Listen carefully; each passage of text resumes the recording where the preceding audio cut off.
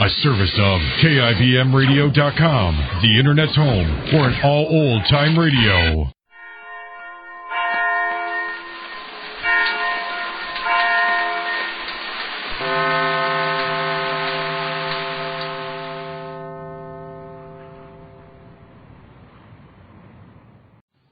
Pet Milk Show, usually heard at this time, has moved to a new time period on Sunday nights. Be sure to hear Larry Douglas and Kay Arman on the new Pet Milk Show tomorrow night on NBC. And now, here's another in NBC's great parade of new shows. Gentlemen,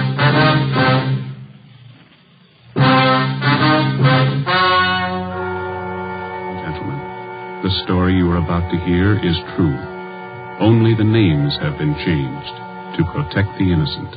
NBC brings you Dragnet.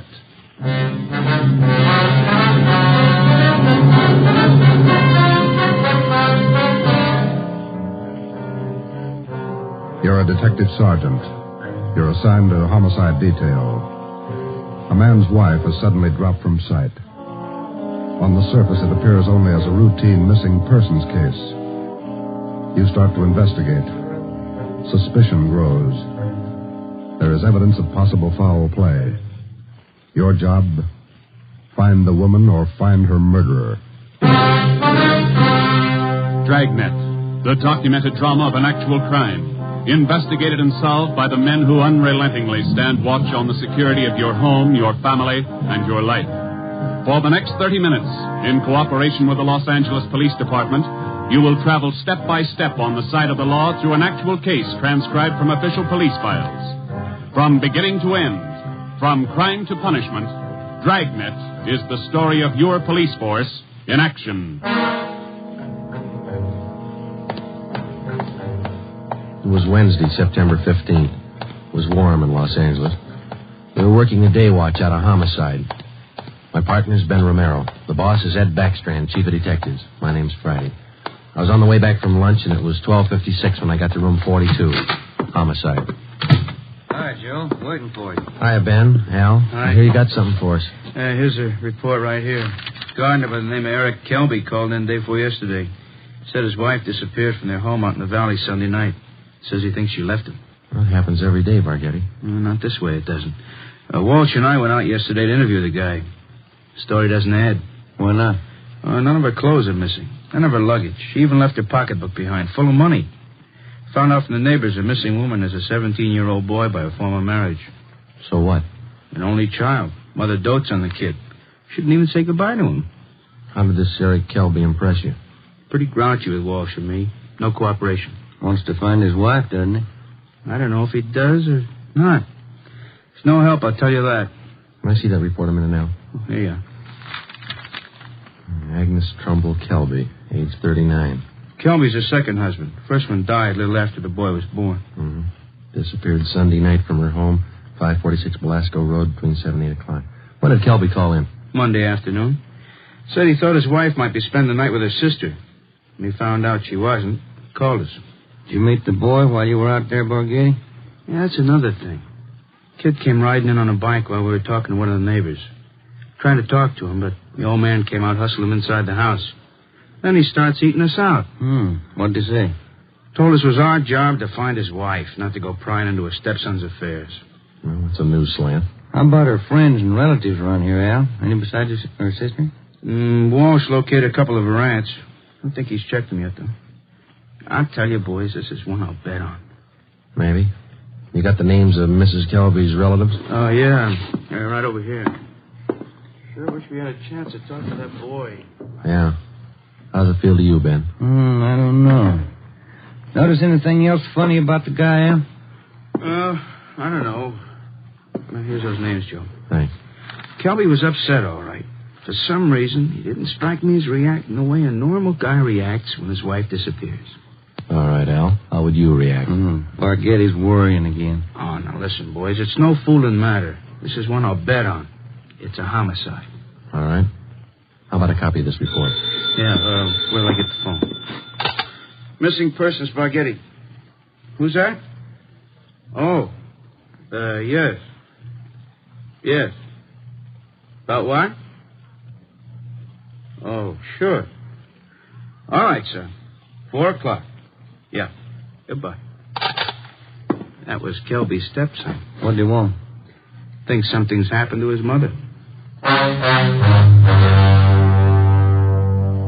In police work, missing persons detail is not a department separate in itself.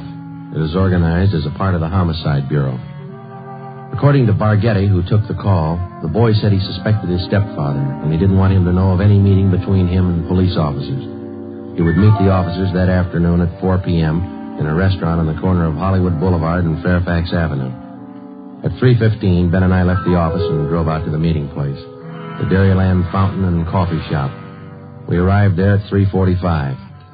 At 8 minutes to 5, the Kelby boy still had not arrived.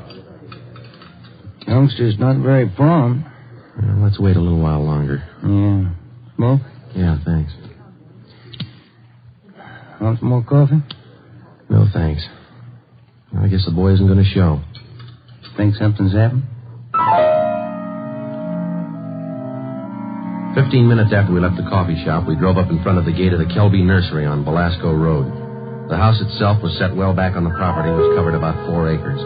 The entire nursery was surrounded by a 6-foot steel wire fence, and it looked like almost every available foot of ground inside was planted with some kind of a flower or shrub. Kelby met us at the gate. Yes? What do you men want? Police officers. Are you Mr. Kelby? Yes, what do you want? Well, if you'll shut those dogs up for a minute, we'd like to ask you a few questions. I'm busy now. Can't you come back tomorrow? Pretty important, Mr. Kelby. I think we better talk right now. All right, if you have to. Red, Giant, down. You too, Honey. Quiet. All right. Now, what do you want? Mind if we come inside? These watchdogs of mine are pretty vicious. We can talk here at the gate. All right, Mr. Kelby. This is Sergeant Romero. My name's Friday. We've been assigned to look into your wife's disappearance. Oh. Did you find anything yet? Nothing definite. Maybe you can help us. Would you tell us exactly what happened the night your wife disappeared? What do you mean, what happened? Well, when did you last see her? When you first noticed she was gone? We finished up Sunday night dinner about 7 o'clock, and I laid down for a nap. Agnes went out on the front porch for some air. I woke up a little before 8 and went outside to look for her. She was gone. Nobody saw her leave, Mr. Kelby? Not that I know of. Maybe some of our nosy neighbors, I don't know. How about your stepson? Wasn't he around Sunday night? Bruce? No, went out to a show with some other kids. When did he get back from the show? About 10, I think. Why? Where's your stepson now? Who are you looking for, my wife or my stepson? Both, Mr. Kelby. Where's your stepson? Gone. I took him over to my sister's in Alhambra. Been feeling bad since his mother disappeared. Figured the change would do him good. Where did you take him over to your sister's, Kelby? This afternoon. What's that got to do with it? We'd like to talk to Bruce. No, I can't allow it. The boy's too upset. I can't allow it. I'm afraid you're going to have to allow it. Listen, mister, you can get off this property right now. No cop's giving me sass. Nobody's giving you sass, Kelby. We want to talk to your stepson, that's all. He might give us a clue as to the whereabouts of your wife. And I say you can't see the boy. What's more, you cops couldn't find thorns in a rose patch. I'll get somebody else to look for Agnes. It's my business anyway, nobody else's. It's our business, too, if anything's happened to her. What are you talking about? You better get your coat, Mr. Kelby. We're taking you in for questioning. You come through that gate, and I'm going to let these dogs go, accidentally. I'd hate to shoot the dogs. Now go on in the house and get your coat. Eric Kelby turned and made his way up the path and into the house. 5 minutes later, he came out. Without a word to either of us, he came down the path, closed the gate behind him, and got into our car. On the way back to headquarters, he chatted pleasantly about the weather, the nursery business, and his dogs. When we pulled up in front of the city hall, we met the reason for his sudden change in temperament.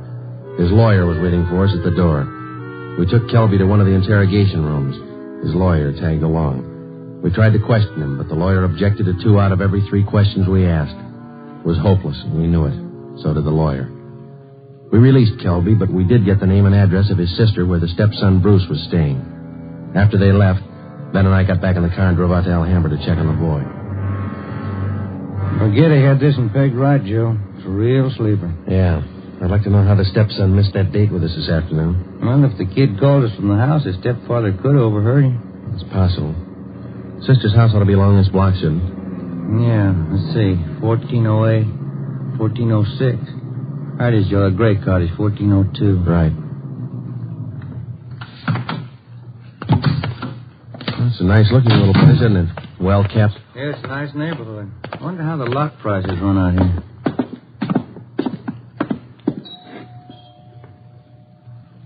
Somebody's coming. Yes, what is it? Police officers, ma'am. Are you Miss Kelby? Bertha Kelby, yes, that's my name. Why? We talked to your brother earlier today, Miss Kelby. He said that you brought his stepson Bruce here to stay for a while. We'd like to see him. Bruce? Yes, he was here till about, an hour and a half ago. I went to the store, and when I came back, he was gone. Have you any idea where he might be, Miss Kelby? Well, I telephoned my brother Eric's place just before you came to the door. He's not there. I don't know where he might be. I'm worried about him. He seems so upset. This business about his mother's disappearance, you know. Would you mind if we came in and looked around, Miss Kelby? Well, no, not at all. We went in and looked the house over from one end to the other. There wasn't a trace of the boy. We drove back to Kelby's nursery and satisfied ourselves the boy wasn't there. Then we came back to Alhambra and we kept an eye on Miss Bertha Kelby's home until midnight. No one came or went. At 5 minutes past midnight, the lights went off in the living room, and a few minutes later, in the back of the house. The next morning, when Ben and I checked in for work as usual at 8 o'clock, we met with Captain of Homicide, Frank Kearney. What makes you two so positive there has been any foul play in this Kelby thing? That's just it, Cap, but not positive. It's a whole setup. It smells bad. For instance? That lawyer. If a man's innocent, he doesn't need a lawyer to sit with him in the interrogation room and tell him not to answer questions. Number two, that kid's telephone call. Maybe he doesn't get along with his stepfather. It happens, you know. Maybe he's trying to get back at him for something or other. Maybe. Then why is Kelby hiding him out? You sure he's hiding him out? No other way to take it, Cap. The Kelby woman walked away from her home Sunday night. Nobody saw her. She took nothing with her. No clothes, no luggage, no money. You checked with the family doctor? Yesterday. He told us Mrs. Kelby was in perfect health. We double-checked the Wanderer's file and the Repeater's file in missing persons. Couldn't find her name in either one. How about her relatives in town? Haven't had a chance to talk to him yet, Cap. We'll check him this morning. Well, one thing's certain. The woman couldn't have gone very far. We checked the sheriff's office, the jails, the hospitals. We sent out a teletype and an APB. Every cop in the city has her description. She's been gone almost 4 days, but nobody's seen her. How does that add up to you? It doesn't. You better move on it. Check every one of Mrs. Kelby's friends and relatives. Right, Frank. Then try the neighbors. As long as I've been a cop, neighbors have been able to tell everything about anyone.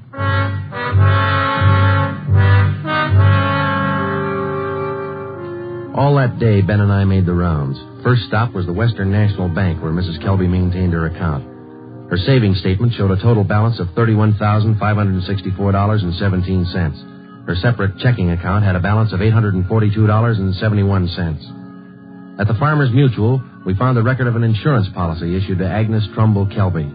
It was a 20-pay life policy covering the insured in the amount of $30,000. The beneficiary was listed as the insured son, Bruce Trumbull Kelby, if living upon the receipt of such due proof.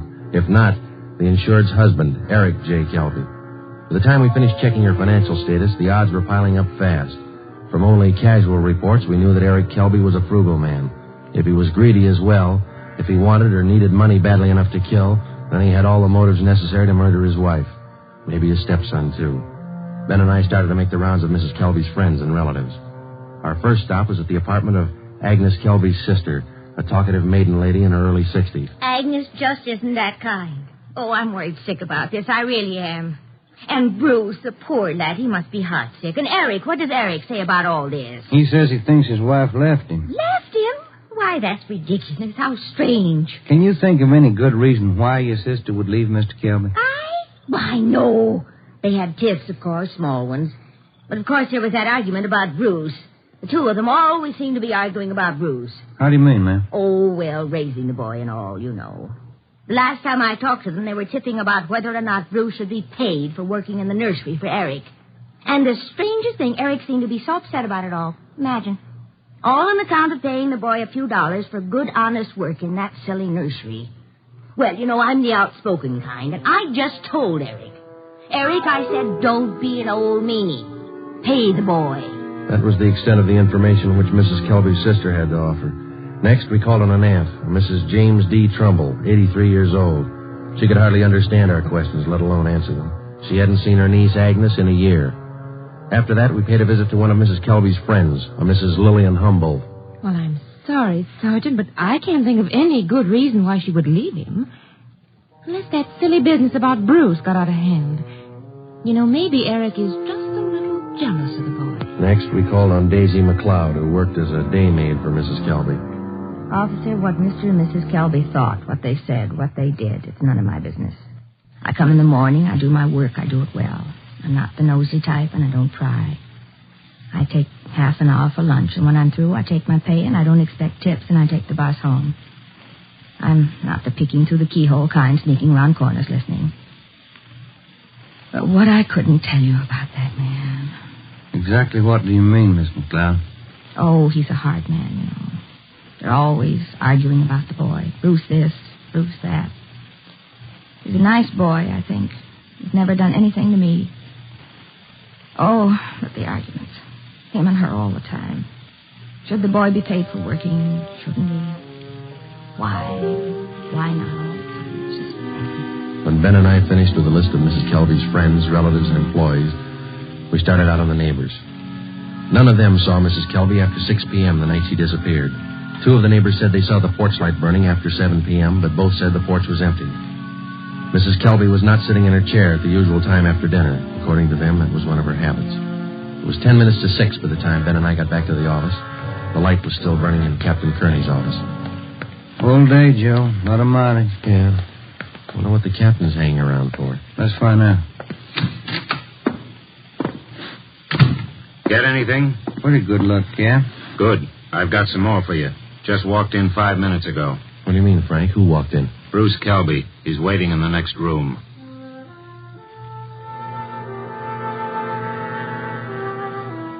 We went in the next room and met Bruce Kelby. He was small for a 17-year-old, dark-haired, and a little on the sickly side. He told us that he couldn't keep the date he made with us on the phone because his stepfather apparently did overhear the conversation and drove him directly to his sister's home in Alhambra. We asked him why he was so sure that his stepfather was responsible for his mother's sudden disappearance. For one thing, all 3 of us usually go to the early show on Sunday night. Eric, Mom, and me. But last Sunday, Eric said he wasn't feeling good, and he wanted Mom to stay home and take care of him. Then he told me to go on ahead to the show, so I did. What time did you get home, son? About 9:30, 9:45. What was your stepfather doing when you got home? Sitting in the living room reading the paper. Did you notice anything unusual about the way he acted? He was nervous and jumpy, more than usual, I think. Anything else? Yes, sir. When I came in through the front yard, I noticed the dogs had mud all over their paws. They'd been out somewhere in the nursery plots. And they won't go out in the plots unless Eric's with them. He doesn't want them to trample the seedlings. What would your stepfather be doing out in the nursery at night? Does he usually do some work at night? No, sir. None of the plots are even lighted. Only the greenhouses. And the paths in the greenhouses are usually graveled, aren't they? No mud around. It's my job to see that the greenhouse paths are kept graveled. I know they're not muddy. I fixed them the day before, Saturday. What do you think it means, son? I don't know. I don't want to think about it. I just know he's done something. He's done something to her. Did your stepfather give you any reason for keeping you away from the police officers the other day? No, sir. He said people were getting nosy, and he said it might be better for me over at Aunt Bertha's. She's his sister. Do you think your Aunt Bertha might know where your mother is? No, we hardly ever see her. We don't know her well at all. We've heard your mother and your stepfather argued about whether you should be paid for your work in the nursery. When I started to work for him, he promised he'd pay me. I was saving up to buy a 31 Model A. And then after a couple of months, when he didn't pay me, I asked him. He told me I ought to be glad to work for him for nothing. And your mother argued with him over that? Sure, it was her money that bought the nursery anyway. How'd you get away from your aunt's place last night? Well, Bertha had some shopping to do, and she left me alone. She locked the door to my room. Even the screen over the window in my room was nailed down, but I kicked it out and got away. I stayed at a friend's house last night. Thought about where you're going to stay tonight? I don't know. But I'm not going home. And I'm not going back to Bertha's place either. I'll get a room. How'd you like to stay at my house a few days? Sure nice of you, sir. Maybe I'd better not. Mom might not like it. Oh, I'll take care of that. Now let's hop out and get some dinner. Sure darn nice of you, sir. All right, son. Come with me.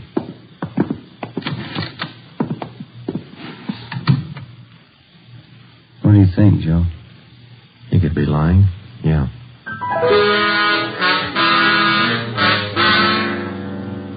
Now what, Cap? Shall we bring Kelby in again? No, not yet. He's found out by now from his sister that the boy's gone. He probably figures the police station is the first place he'd come. Wouldn't do much good pulling him in now, Ben. We couldn't even question him. 10 to 1 his lawyer would be waiting for us when we got back. That's the problem. How do we get to this Kelby without his lawyer finding out? Well, what about the early morning, Cap? Say tomorrow, about 5 or 6 a.m. Think you'd be looking for us then? Yeah, that might do it. If we can just get by that pack of hounds he owns without waking the whole neighborhood, might work. If we could just question him alone. I got an idea it wouldn't take much to make him cop out. All right, give it a try. Get out there in the early morning and bring him in for questioning as quietly as possible. I'll be in at 6 a.m. If you want me before then, call me at home. All right, Frank. Kelby's got a smart lawyer. It's going to be plenty hard to convict him without a body and corroborating evidence. He's got 4 acres out there, Cap. You can hide a lot of bodies in 4 acres. Well, that's what I mean. This case isn't ending. It's just beginning. The next morning, Ben and I met at the office about a few minutes past 4 a.m. We had a cup of coffee and a donut at an all-night restaurant, and then we started for the Kelby place out on Belasco Road. We took 4 pounds of fresh horse meat with us to keep the dogs quiet if they raised a fuss. It was 28 minutes past 4 when Ben pulled the car to a stop a few hundred feet from the gate to the Kelby nursery.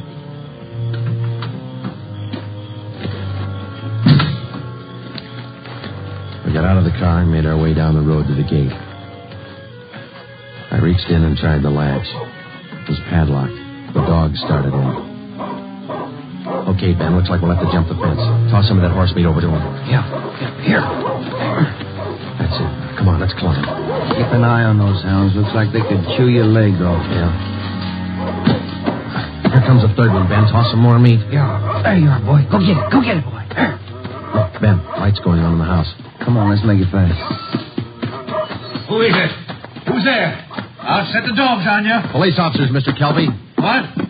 What are you doing out here this time of night? You're under arrest, Kelby. Get your coat. You cops are asking for a peck of trouble. Get your coat. Where's my stepson? What you done with him? What have you done with your wife? You're going to pay for this. I'll have your jobs. That's not the first time we heard that, Kelby. Let's go.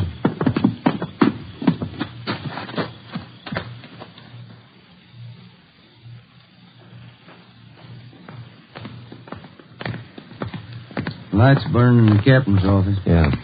All right, Kelby, in here. I'll pay for this, mark my word. Ben, take him in the office here and stay with him.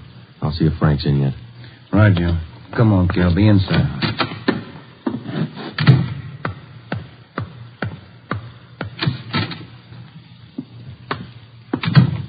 Friday? You bring in Kelby? He's down in the interrogation room. Ben's with him. Somebody saw you. Don't think so. They must have. Kelby's lawyer's sitting in the next room.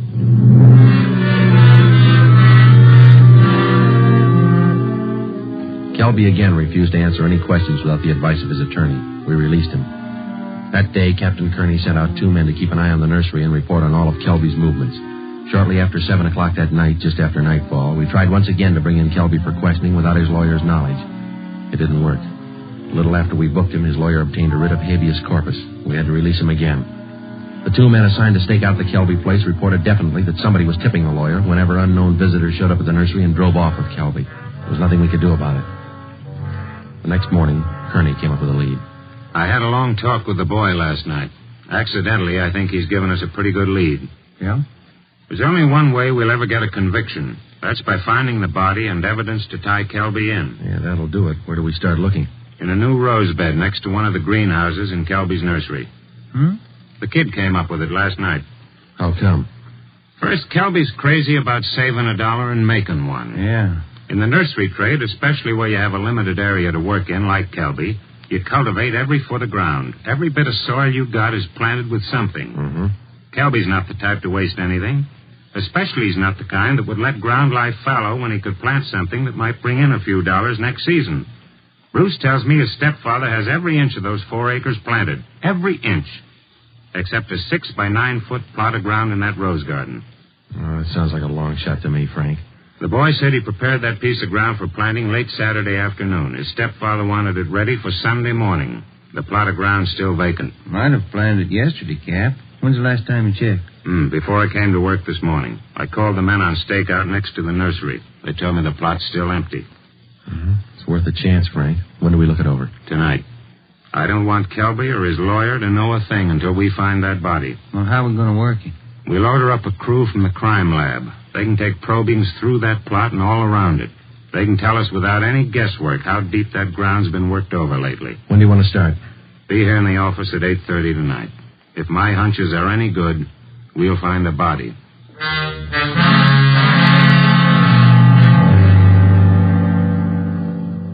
It was 10 minutes past 9 that night when we got to the Kelby place. Lieutenant Lee Jones and his assistants, Kearney, Ben, and 2 other men from homicide.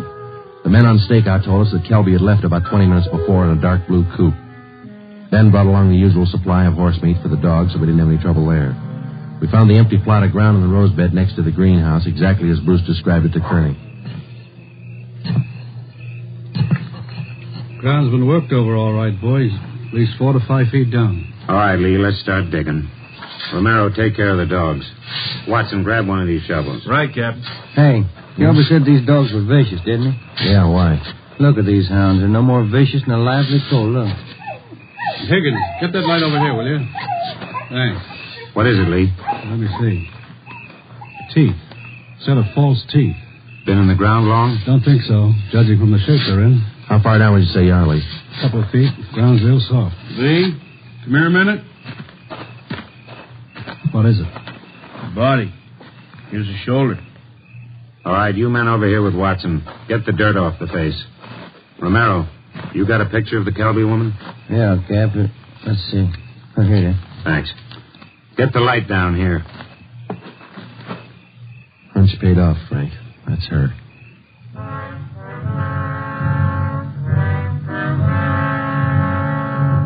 Ben and I went back to the car and notified communications to broadcast a warrant for murder on Eric Kelby. His description, together with a description of the car and license number of the car he was driving, was rebroadcast every 15 minutes. Then we went back to check the house. We found the front door unlocked. We went inside and looked around. In one bedroom, we found clothes scattered over the bed and the floor.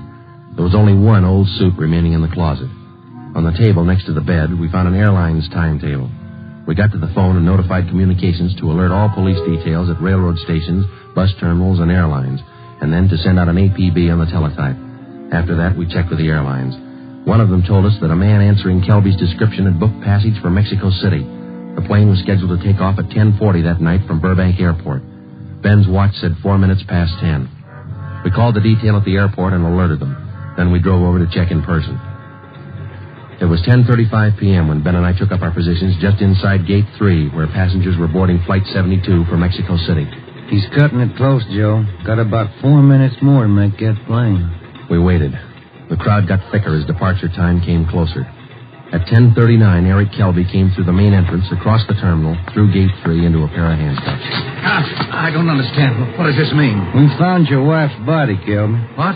I don't know what you're talking about. In the rose patch next to the greenhouse. Your lawyer can't help this time. Mexico City. Would have been a nice trip. Expensive. I'll plead insanity. I didn't know what I was doing. Be a nice vacation next year, Joe, Mexico City. I'm going to talk to my wife about it. I didn't mean it. She slapped me. We were arguing about the boy. I didn't mean it. I don't know if you did or not, Kelby, but you killed her. Come on. You missed your plane.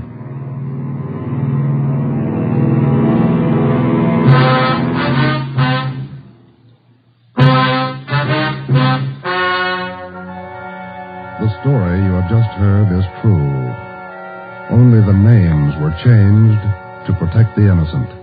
Eric Kelby was tried and convicted of murder in the first degree. He is now awaiting execution in the lethal gas chamber at the state penitentiary.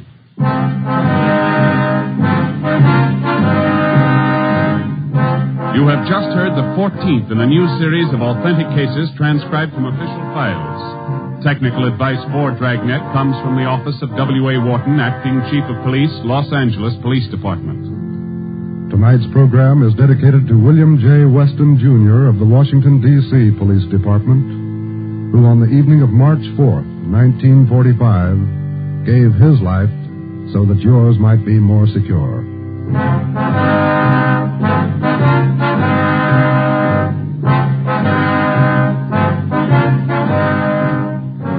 Dragnet came to you from Los Angeles.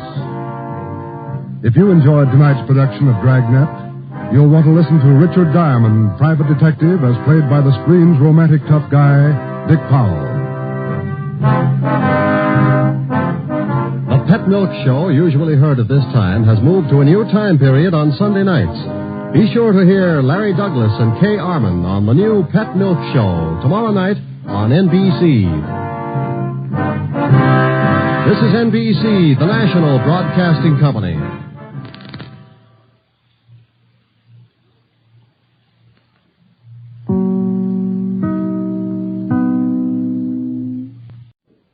Here's another in NBC's great parade of new shows.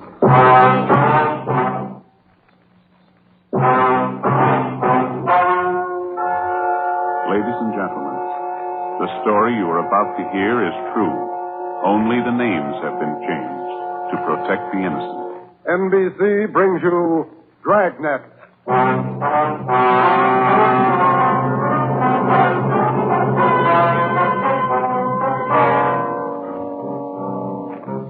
You're a detective sergeant. You're assigned to homicide detail. A 22-year-old girl has disappeared. A letter has been received. It demands $30,000 for the girl's return. The letter is signed, The Wolf. Your job, get him. Dragnet, the documented drama of an actual crime, investigated and solved by the men who unrelentingly stand watch on the security of your home, your family, and your life.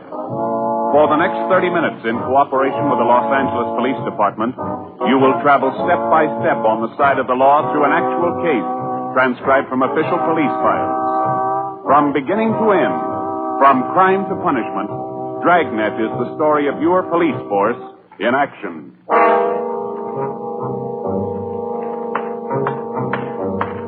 It was Tuesday, October 18th. It was cloudy in Los Angeles. We were working the night watch out of homicide. My partner's Ben Romero. The boss is Ed Backstrand, chief of detectives. My name's Friday.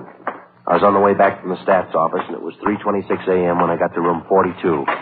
Homicide. Got those mugs you asked for, Joe. Here they are. Thanks, Harris. Backstrand leave yet? In a minute. I'm going out with him. What's the address out there, the Sullivan place? 814 Castro Boulevard. You go straight out Santa Monica, take a left at Castro. I remember. You ready, Chief? Yeah, Friday, you call Romero yet? Right now. Get on it. This one we don't fool with. Yeah. Come on, Harris.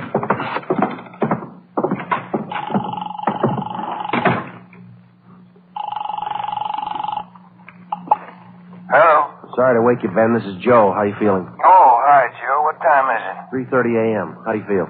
Oh, a lot better. Be back to work tomorrow. You'll be ready in 20 minutes? I'll pick you up. 20 minutes? Okay, what's up? You remember Martin Sullivan, vice president of the Third National Bank? Sullivan? Yeah, what about it? Got a 22-year-old daughter, or he had one. She's gone.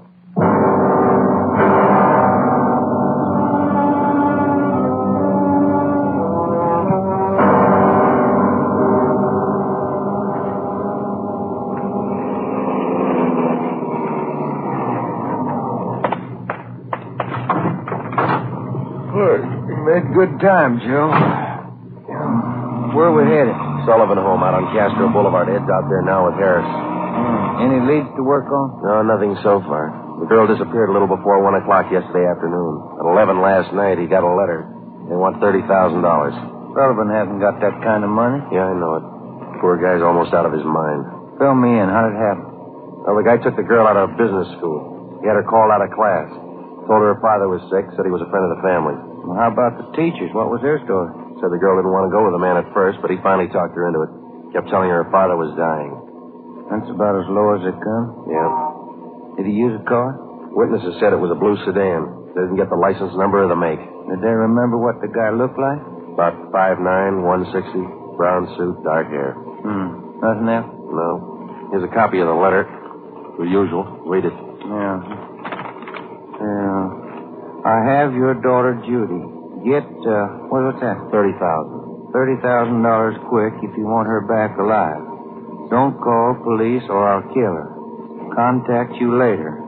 Signed, what is it? The Wolf. Oh, Wolf, huh? I could think of a better name. Come on, here we are.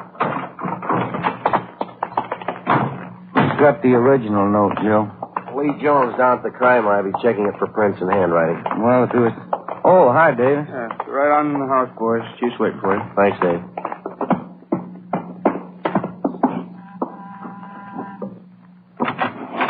Hi, Joe. Ben. In the living room. Thank you. That's the way I see it, Mr. Sullivan. Now, you understand exactly what you have to do? Yes, sir. I'll do as you say. All right. Here are the two men who will help you. Sergeant Friday and Sergeant Romero, homicide. Yes, how do you do? Mr. Backstrand, are you sure about all this? He might get frightened. He might do something to Judy. Believe me, Mr. Sullivan, it's the only way. I know how you must feel, but we can't do anything else.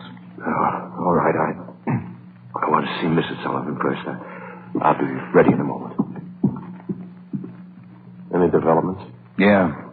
Come on back in the dining room.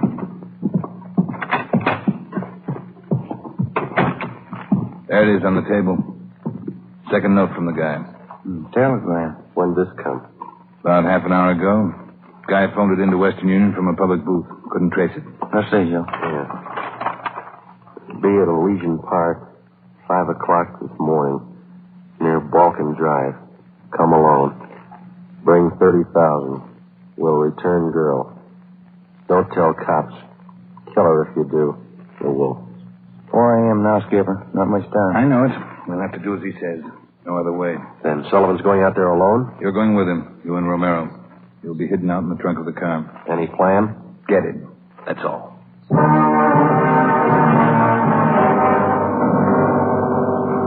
Ben and I went out the back door and into the Sullivan garage. We jammed ourselves into the trunk compartment, and Harris closed the door on us. The latch was fixed so that the door could be pushed open from the inside. A few minutes later, Mr. Sullivan came out, got in the car, and we drove off. At 3 minutes to 5, we pulled up at the meeting place in Elysian Park. We waited. Nothing happened. At 5 minutes past 5, it started to thunder. That's all we need now. Thunderstorm.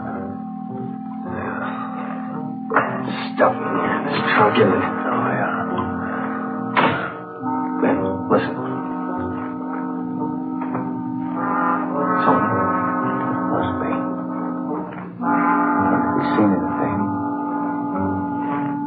Sounds like he's pacing up and down alongside the car, doesn't it? Now, listen. Can't hear anything else. Can you? No. We better stay under cover. Yeah. The rain's starting in. Wonder what happened to the wool. Cold feet, maybe. Let's wait it out.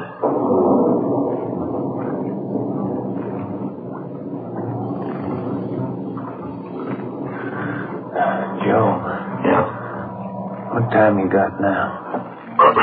Move over a little. Me and my watch it. Yeah. A little past 5:30. Sergeant. Mr. Sullivan? Yes. Do you think he's coming? It's late. It's getting daylight. We better wait it out, Mr. Sullivan. Now, look, don't come back here again. If he's watching, you might tip him off. Oh, all right. All right. Poor guy. Joe. Yeah, I hear it. Coming up the road toward us. It's stopping. Yeah. Coming over to our car. You ready? Right. You're talking with Sullivan. They're coming back here. Now watch it. Friday, Romero. That's you, Ed? Yeah, the meeting's off. Come on out. All right. Got a cramp in my leg. I'm cramped all over. Mr. Sullivan, drive back home. We'll contact you there. All right, Chief. Ben, Joe, come on over to the car. What's the story, Ed? The guy had no intention of following through with this meeting tonight. Well, how come? He told us. Going at 5 o'clock. Tried to trace the call. He wouldn't stay on the line long enough. What do you have to say? He wanted more money. Bragged about how smart he was. How we'd never get him. But he knows Sullivan's called in the police. Sure. Said he didn't care. We'd never get him anyway. Yeah, pretty cocky. Pretty smart. Take my word for it. He's no dummy. Control 1 to 80K. Control 1 I'll get it. 80K to Control 1. 80K to Control 1. Go ahead. 80K, go to your office. Code 3. Go to your office. Code 3. GM Major 6. All right, Romero. Let's roll.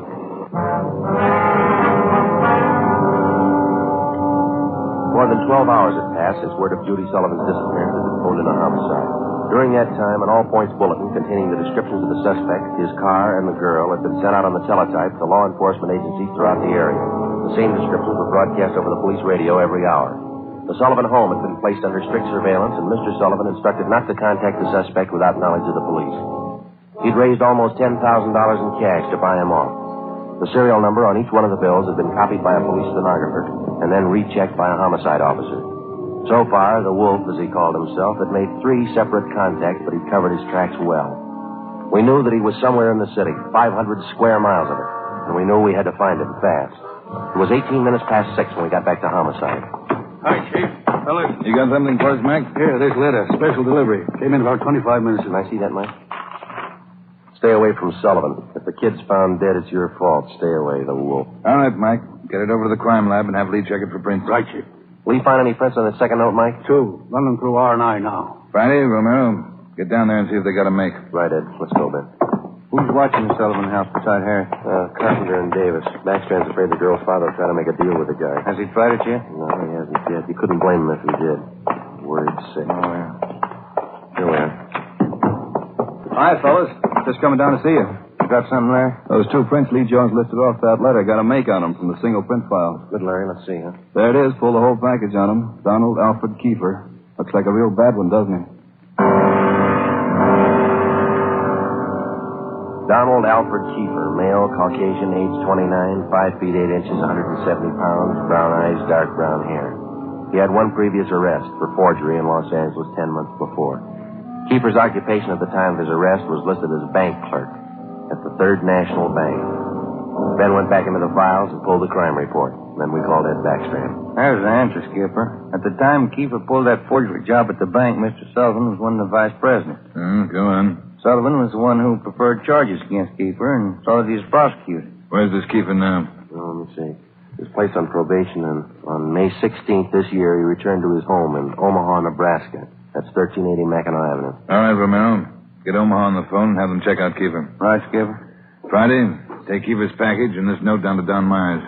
Have him check the handwriting. Then get over to the crime lab and see what Jones lifted off that last letter we got. All right, Ed. The faster we work, the faster we'll put this guy behind bars. Now move.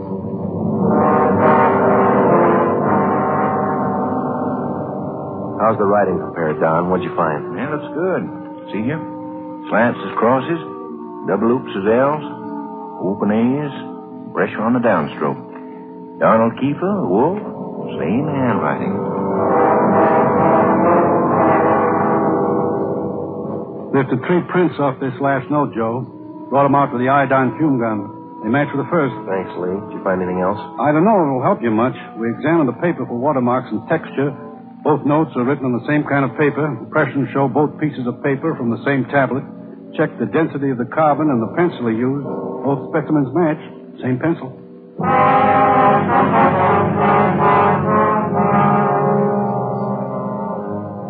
By mid-afternoon, Donald Kiefer's description had been broadcast throughout the area. Bulletins were dispatched to all departments, and an APB was teletyped to the entire state. Men were stationed at every post office in the city to watch for notes that might come through the mail. The bus depots, railroad terminals, the airports, and all the main roads leading out of the city were under strict surveillance. The entire Los Angeles area was broken down into single square-mile districts, and a house-to-house canvass was started. A squad of men were assigned to cover each square mile. Outlying towns and cities were requested to do the same. By 5 o'clock that afternoon, the greatest dragnet operation in the history of the city was underway. We were sure Donald Kiefer was somewhere inside. At 12 minutes past 5, Ben got the call back from the Omaha police. Yeah, I got it. 6 X-ray 419. Nebraska plate, right. Well, thank you a lot. Yeah, bye. They had a make on the car. Lots more. The Omaha cops looking for Kiefer, too. Want him for a robbery there 2 months ago. Yeah? In that robbery, used a stolen 1939 blue sedan. Nebraska license plate, 6 X-ray 419. How about his family and his friends back there? They all been checked? Yeah. Well, get that car description to communications, huh? APB, teletype, and broadcast. I'll tell Ed. All right, Jim. Friday, Romero. Yeah, Ed. What are you tied up with? Well, just got a call from Omaha. Make on Kiefer in the car. Give it to me. You two get out to the Sullivan house fast as you can. See Harris. What's happened, Skipper? Martin Sullivan's disappeared.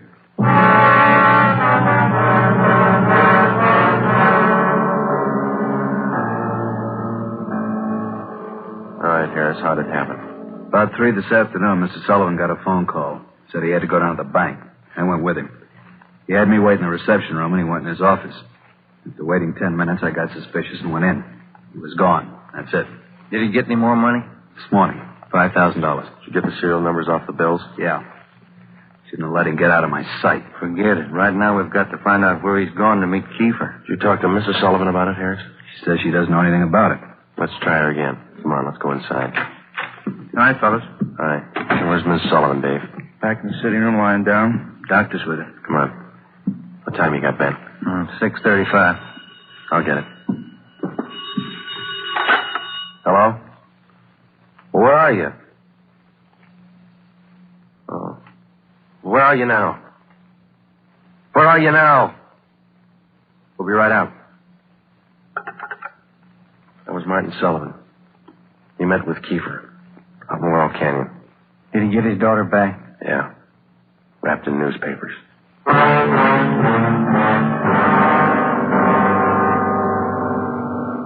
All cars in the area were notified that a contact had been made with Kiefer. We got in the car and drove out to Laurel Canyon. The entire area had been blocked off. We found Martin Sullivan standing in the middle of the road at the end of East Winding Way. 500 feet down the hill was a private residence where Sullivan had telephoned us.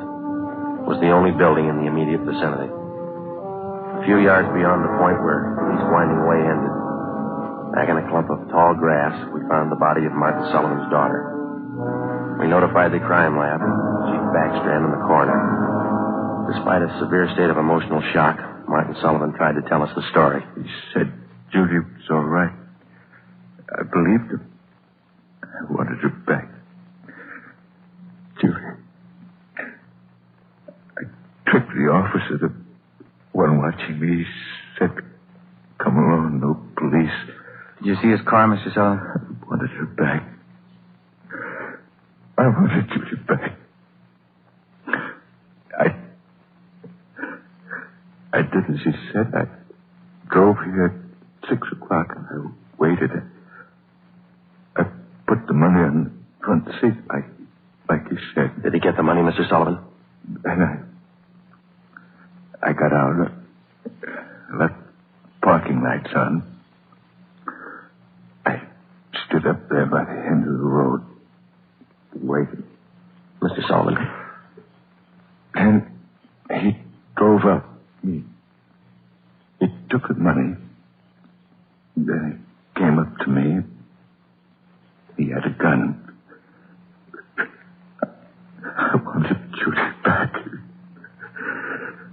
He had a gun. Did you see his car? He said she was up there, beyond the road, tied to a tree. I wanted her back. Mr. Sullivan, did you see his car? I went to look for Judy. He drove away. She wasn't there. By the tree. Couldn't find her. On the way back, I saw her bundle on the way back.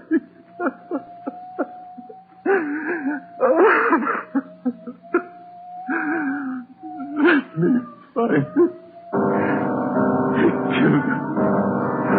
Let me find her.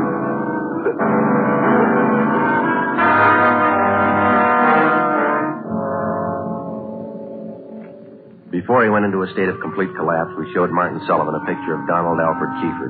He definitely identified him. The information was immediately relayed back to Central Division, rebroadcast to the entire police radio system. A teletype was dispatched to sheriff's offices, and communications were sent to police stations throughout the country. The house-to-house search throughout the entire city intensifying. The dragnet in which we hoped to trap Donald Kiefer was drawing slowly inward. It was 12 midnight. Sullivan girl murder. Next street. Read all about it. Citizens join search for killer. Friday, did the papers get a list of the numbers on that ransom money? Yeah, got them in the final night edition. 2.5 pages of serial numbers. Gave it a big spread. Look at these pictures of Kiefer here, all over the front page. The more the better, Romero. I hope this town never forgets that face. Good reminder.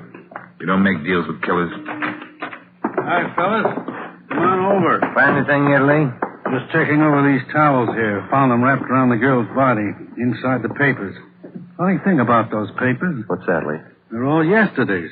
Every story about the girl's disappearance has been clipped out. Maybe the guy's making up a scrapbook. How about the towels, Jones? Any laundry marks? Not a one so far, Ed. Every one of them was clipped off. Pretty smart. The morgue post the body in? They're doing it now. Yeah, nasty one. Yeah. Did you get any footprints or tire marks out where they found the body? Lots of them, all cast. Bossy and Taylor are checking them now. One thing. What is it, Jones? I don't know. Under the seam here. This towel. Wait a minute. Joe, that pair of snippers there. Yeah. Here you are. Thanks. Just back under the seam. There. That's one tag he missed. Any markings, Lee? Yeah. Greenway Apartments, Los Angeles.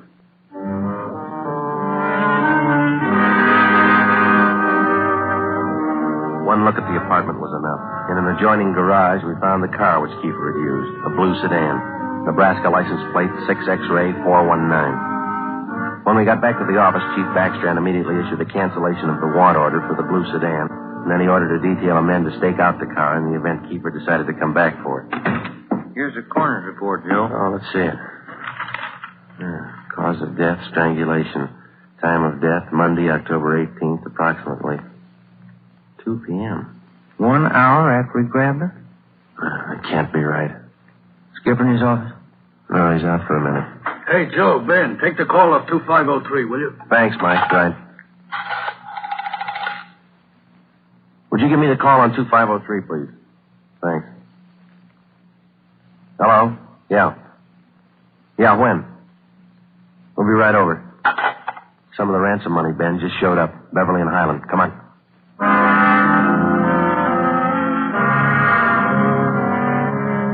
The man's name was Ralph Donahue. He operated a used car lot on the corner of Beverly and Highland. He told us that early that morning he sold a dark blue late model coupe to a man who gave his name as Fred Sims. The man paid for the car in cash. Donahue told us that he checked the serial numbers on the bills after the man had driven away.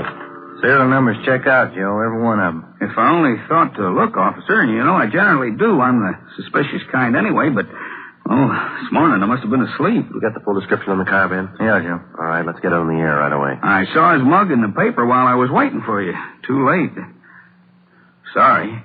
Yeah, thanks.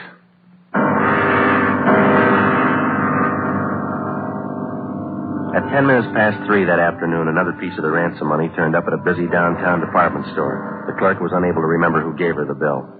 The detail throughout the general downtown area was strengthened.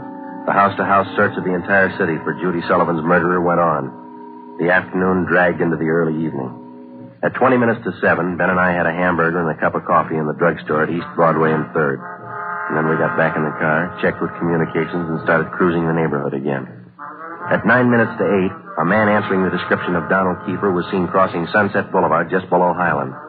7 minutes later, the same man was reported near the intersection of Hollywood Boulevard and Las Palmas.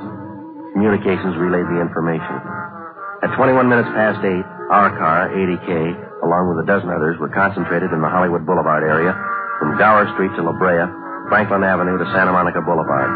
At 24 minutes past 8, another piece of the ransom money was passed at a cigar store on the corner of Hollywood Boulevard and Hawthorne Street. The number of men and radio cars in the area was redoubled. Plainclothes officers were stationed at every intersection to keep an eye on pedestrian traffic. At 18 minutes to 9, the dark blue coupe which Kiefer had bought that morning was spotted parked in an alley just below Hollywood Boulevard and Cahuenga. We called Ed Backstrand. City Hall. 2503. 2503. Chief of Detectives Office, Hannah. It's Friday, Mike. Chief there? Yeah, wait a minute. Just going out the door. Ed, it's for you. Backstrand? Friday, Ed. Just spotted Kiefer's car, the one he bought this morning, parked in an alley off Cahuenga. Harris and I are on our way up there now. We'll take care of the car. You take care of this call. Just came in. What do you got? The theater on the corner of Hollywood Boulevard and Fairview. The girl in the box office just took in a $10 ransom bill. Yeah? She got a good look at the man who passed the bill. She says it's Kiefer.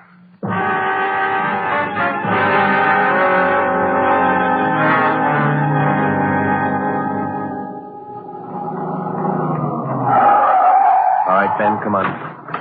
Yeah. You got the list of serial numbers? Right here. Let's check at the window.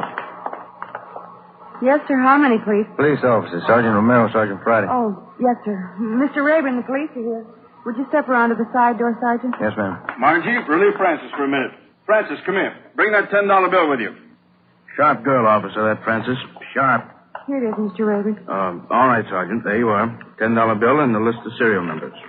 Check out all right, Ben? That's it, Joe. Good work, man. You reported the man came in about a half hour ago. You're sure it was Kiefer? Yes, sir. I had his picture in the box office just behind the change machine. I recognized him right away. And as far as you know, he hasn't left the theater. That's right, sir. All right, Mr. Rayburn, I'm sorry. I'm afraid we'll have to interrupt the show. Anything you say, Sergeant. Anything. Ben, you keep an eye on the front exit. I'll call communications. All right, Joe.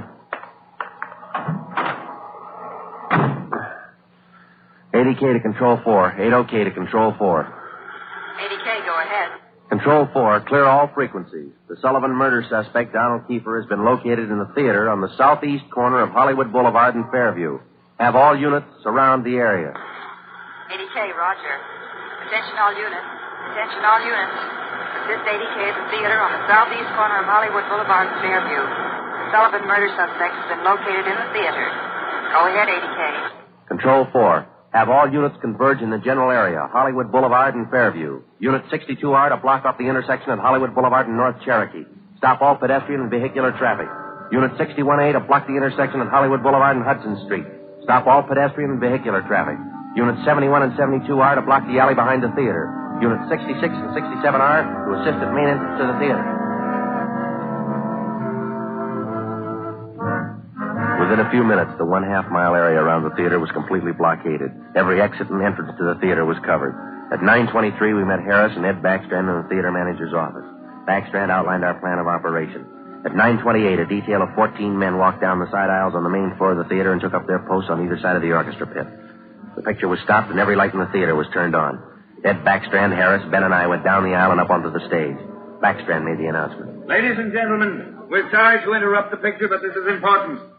We're police officers. We've traced the murderer of Judy Sullivan to this theater. He is in this theater now. And we're going to search the theater row by row, and we'd like to ask your cooperation. There's no need to be panicky or afraid. Those who wish to leave now may do so. Leave by the main entrance.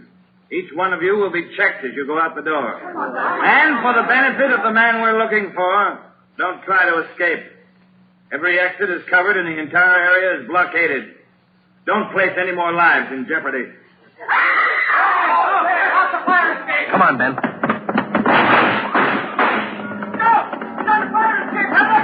Backstage, Joe. We can make it from there. All right, let's go. Come on, hustle it, Ben. Yeah. The next building. You'll probably try to jump for it. All right, watch it. I think this door leads out to the roof. There he goes. All right, keeper, hold it. Don't shoot. I give up. Throw your gun down. Over here. Don't shoot. Don't. Let's get him. All right, coppers. I got it figured. They won't top me for this. Didn't know what I was doing. Put the cuffs on him, Ben. Get away from me, you crump! You shouldn't have hit him, Keeper.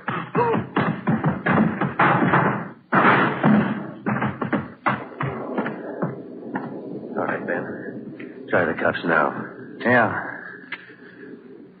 Come on, let's get him in out of the rain. What's the hurry? Why spoil a good rain?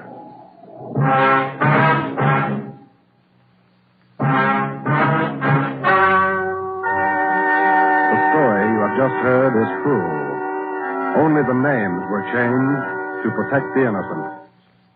Donald Alfred Kiefer was tried and convicted of murder in the first degree.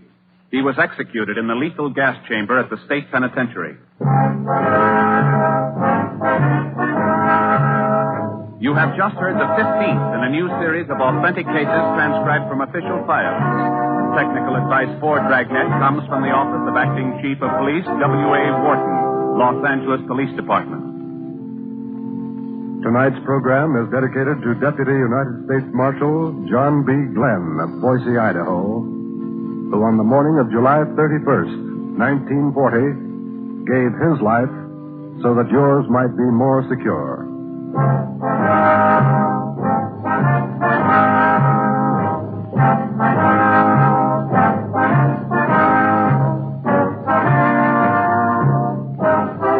Dragnet came to you from Los Angeles. Theater Guild on the Air returns tomorrow night on NBC.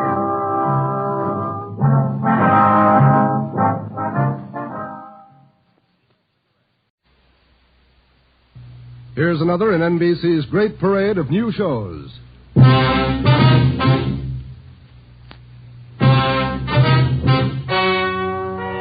and gentlemen, about to hear is true. Only the names have been changed to protect the innocent. NBC brings you Dragnet.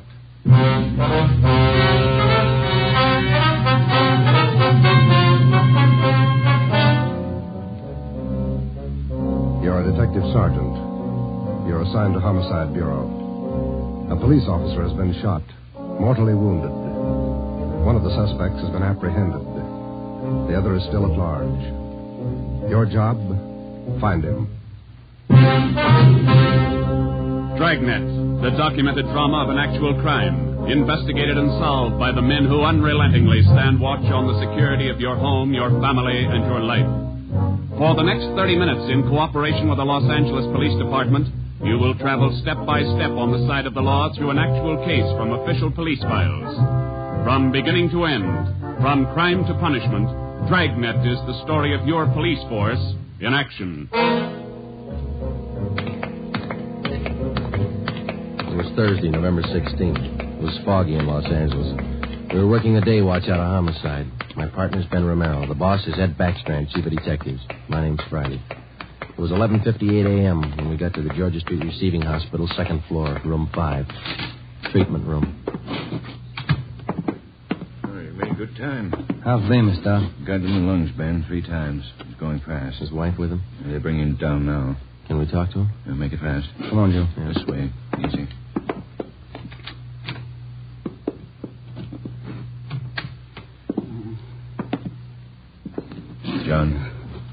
John, it's Friday and Romero. I want to talk to you a minute. Oh, Doc, it burns. My chest. Burning up. Nurse? Yes, Doctor? The hypodermic. Yes, Doctor. Yeah, easy. All right, fellas. Don't take too long. John, it's Joe Friday. Can you tell us how it happened? Joe. How'd it happen, boy? Can you tell me?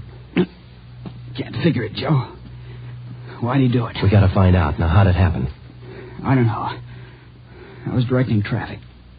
East Broadway and First Street. Gray coupe. Pulled up for the stop. Gray coupe. How many men in the car? How many, John? 2. Gray coupe. Pulled up for the stop. In the pedestrian lane. Went over. Gonna ask him to back up. Back up out of lane. Just gonna ask him. Yeah, John, and then what? Driver. Dark hair. Eyes. Dark. Went over. Gonna ask him to back up. Pointed a gun. No reason. Pointed a gun at me. All right, easy, John. Take it easy. No reason, Joe. No reason he fired. Hurry it up, Joe. Yeah. No. What about the other man in the car? Did you see him? Can you describe him? Joe, did you get him? Gray coupe. Driver. Got with him. We got the driver, John. He's upstairs. The other one got away. We gotta find him. You gotta help us. My wife. Somebody send for Dora. She's on her way. She'll be here in a minute. Now, can you tell us, the other man in the car, what did he look like? Gray coupe. What did he look like? Don't press him, Joe. Gray coupe. The driver. Pointed a gun. Dark hair. Yeah, I know. The other man, John. We got the driver. What did the other man look like? Send for Dora. Come on, Ben. Thanks, Doc. Okay, Joe. Going fast. Yeah. John got any kids? 2. Always pick up family, man. This thing's got a phony ring to it, Ben. You don't just pull a gun and shoot a man. Not if you're sane, you don't. Here's the stairs. The guy we got is as sane as they come. And how do we explain it? All I know is that hood shot John Bemis, and I want to know why. Might be a lead in that car he was driving. Maybe. Come on, here we are. Phone message for you, Friday. Came in a few moments ago. Thanks, Davis. It's from R&I. They got to make it. Take a look. No make or warrants on James Vickers. Great. Let's talk to him. Come on. Yeah.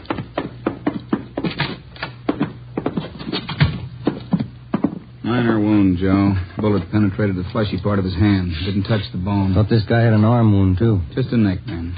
That officer you shot, Vickers, he's dying. Is he? He's a family guy. Got a wife, 2 kids. Has he? Why did you shoot him, Vickers? Ask him. We did. And you know the reason. Said there wasn't any reason. That's right. Look, we're going to make you on this, Vickers. You know that, don't you? I don't know anything. Why'd you shoot him? Shut up. Why'd you shoot him? Joe. Yeah.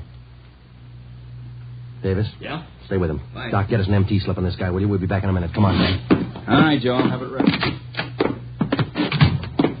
Too big, punk. Easy, Joe. Oh, easy nothing. I've seen too many good cops like Bemis cut down by punks like that Vickers. Getting mad won't help. Come on, down the stairs. Back to see Bemis? Why? Just for the record. I want to see if the doc thinks it's okay for us to bring Vickers down. I'd like to have Bemis definitely identify him as the guy who shot him. We've got 3 good witnesses. An identification for Bemis will clinch it. I want to see Vickers get everything he's earned when he goes to court. Here we are. Yeah.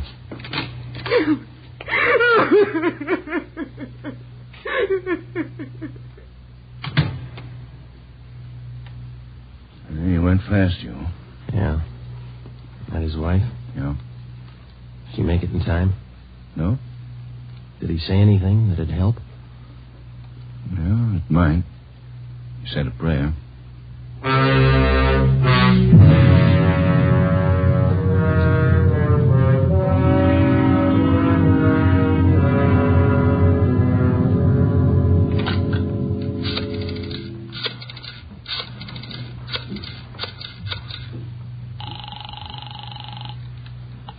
City Hall. 2625. 2625.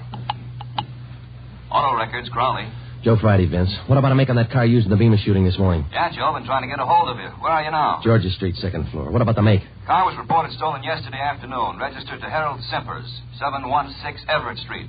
Report said the car was taken from a parking lot at Grand and Wabash. Okay, Vince, thanks. What about the guns they found in the car? Lee Jones still has them over at the crime lab. He's running them through. No word yet? No. You make out the impound report on the car, Joe? Yeah, recovery report, too. They're still dusting for prints. MT slip ready, Doc? Yeah, right here, Ben. Medical card, history, MT slip. You ready, Vickers? Yeah. All right, put out your wrist. Put the cuffs on him, Ben. Watch his hands.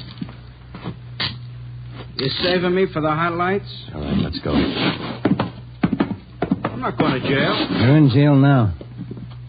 Looks like a hospital. Bars on the windows, aren't they? All right, come on. Give me a smoke. Here. Okay. Light. What do I get if I open up? No deal.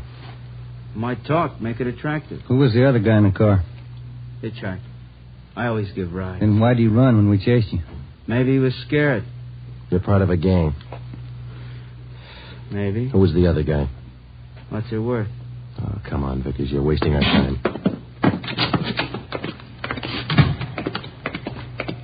Where are we going? All right. My hand hurts. I want to call my own doctor. You hear me? Yeah. That cop pulled his gun first. I can prove it. Yeah, down the stairs. Easy, huh? Where are we going? I said, where are we going? All right, what's it worth if I talk? I can tell you all about it. Let's make a deal. You'll tell us anyhow. Think so? All right, you out the door. Wait a minute, huh? Cigarettes out. All right, Ben, light it. Yeah. Nice of you guys. Thanks. Oh, get up, Ben. Vickers, stop. He's crossing the street. Fire over his head. Watch the crowd. Vickers! Joe, he's running for that car. All right, let's hold it, Vickers. All right, stop it, Ben. He stopped. Come on, Joe. All right, come on, get back. Let us through here. Let us through. Shall I call a doctor, Joe? No, he wouldn't be interested. The guy's dead. James Vickers, murder suspect, address unknown, died almost instantly at 1:13 p.m., November 16th, while attempting to escape. His body was taken to the county morgue, where it was posted. All the personal effects found on the body were listed by the coroner, and a receipt for them given to our office. At 8:35 the next morning, Ben and I met with Chief Detective Ed Backstrand. Those 4 guns they found in the car Vickers was driving. They're all U.S. Army property. Where were they stolen from, Skipper? I don't know. Each one of the guns is stamped U.S. Army, that's all. Well, that makes it easy. The coroner find anything on the body? Nothing to tell us why Vickers decided to kill a traffic cop. What did Bemis say before he died? He was on traffic duty yesterday morning down at East Broadway and First. At 10:35, a gray coupe pulled up for a stop sign. Vickers was driving. Bemis started over to tell him to back up out of the pedestrian zone, Vickers pulled a gun and shot him. How'd they catch Vickers? Chased him 3 miles before he piled into a lumber truck. The guy with him got away. Fine. Checked R&I. No make or warrants on Vickers. Kickback's not in on his fingerprint. All right. What's your guess, Friday? I don't have one, Ed.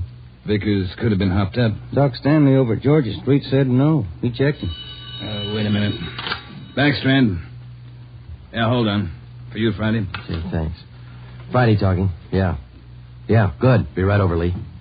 We're in business, Ed. Crime Lab just found Vickers' address.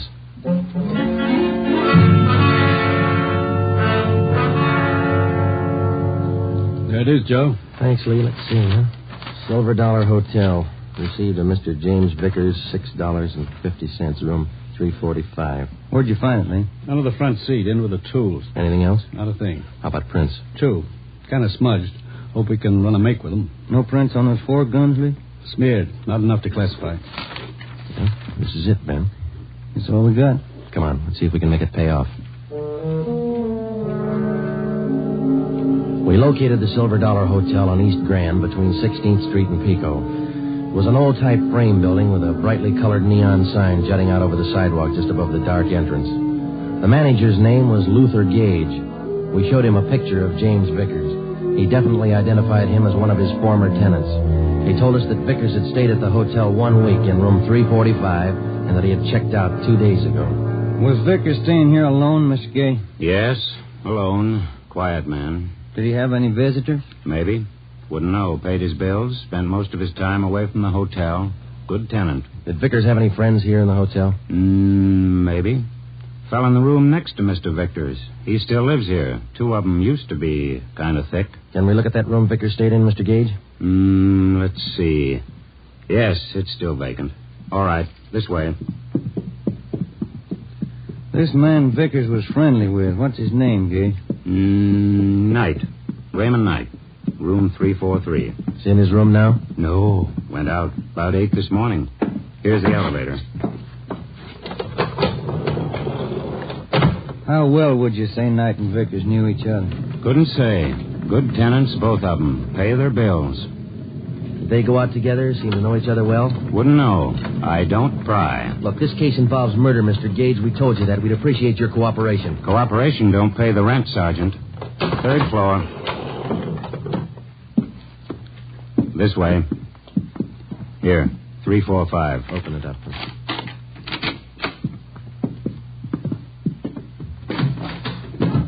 Nothing. Yeah, over here. Looks pretty clean, Joe. All my rooms are clean. You didn't mean it that way, Mr. Gage. I wonder if you'd show us Knight's room now. That's next door, isn't it?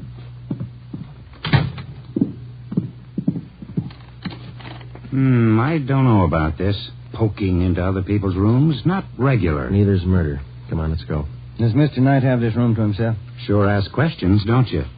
No, Knight has a friend staying with him. About 2 weeks now. Not in much. Is he in now? Don't think so. Ben, watch it! Oh, drop that, you! Nice shot, Mr. Gage. Look out!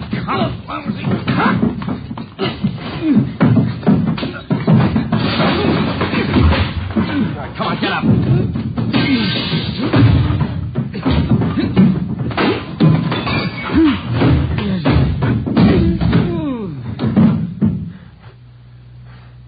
Ben? He's out cold. Look what you've done to the room. I thought you said Knight wasn't in. He isn't. This is his friend. Great friends. 45 automatic in his hand. 38 snub nose in the bureau, another 45. Look in his bag. I don't pry. He pays his bills. Good tenant. Yeah. Can I get outside on this phone? Yes. All outside calls are 10 cents. Yeah. Here. Have to keep the books straight. Sure you do. Who's going to pay for the damage? Ask Mr. Knight's friend here. Well, say... Why worry? He pays his bills. Good tenant. I called Ed Backstrand, and he sent out a special detail to stake out the hotel and bring in Raymond Knight if and when he returned. Ben and I drove to the Georgia Street Receiving Hospital, where Doc Stanley patched up the cut on Ben's scalp and treated Raymond Knight's friend for simple cuts and bruises. From papers found in his wallet and in the hotel room, he was identified as Frank Gannon, 9896 Wasatch Street, Kansas City, Missouri. When we got to headquarters, we had Gannon taken to the interrogation room where we questioned him briefly. He told us that he was a self-employed watch salesman and that he was in the city on a business trip. He admitted friendship with Knight, but not with Vickers. We booked him at the county jail for assault with intent to commit murder. The 3 guns found in the hotel room were turned over to the crime lab. We reported back to the office. Joe, my head's pounding like mad. That Gannon's a mean. Yeah, it's a nasty crack. I got some aspirin in my desk. Might help. Yeah. Hi, boys. Rough day? I don't get much rougher, Eddie. Message for you on the desk. Oh, I'm going to eat. Starving. Right, Tracy. What is it, Joe?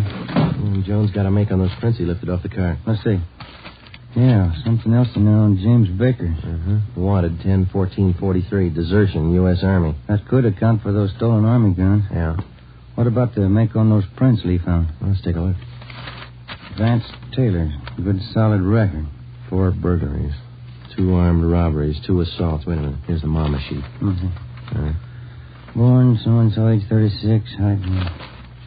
Alias John Fields, Harold Grant, Tom Bissell, Joe... Hey. Yeah, alias Raymond Knight. The other man who rode in the car with James Vickers the morning he shot down Traffic Officer Bemis finally had been identified. Vance Taylor, alias Raymond Knight. Well, that still didn't explain the unprovoked murder. It didn't explain the 4 guns found in the car or the 3 guns found in the hotel room. An assortment of arms like that could mean something big, but we didn't know what. Gannon's sudden willingness to shoot it out in the hotel room meant something, too, but we didn't know what. We had Gannon brought back to the interrogation room. Hi, Gannon. Have a seat. Everything all right? I'll bet you're worried. No, we're not worried, Gannon. You ought to be. Don't make me laugh. You're tied in with Raymond Knight. That's enough for us. You send me up for it. We're going to try. Big talk. How long did you know Vickers? I didn't. Funny. His prints are all over one of those guns we found in your room. I'm not worrying. Then you better start, Gannon. Vickers and Knight killed a man. If you run with him, your hands are dirty, too. I room with Knight, that's all. Knight didn't come back to the hotel. Where is he?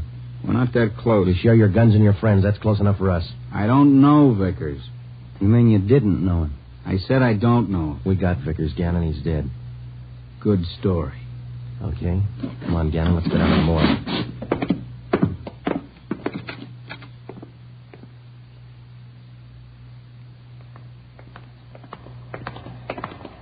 Down this way, Joe.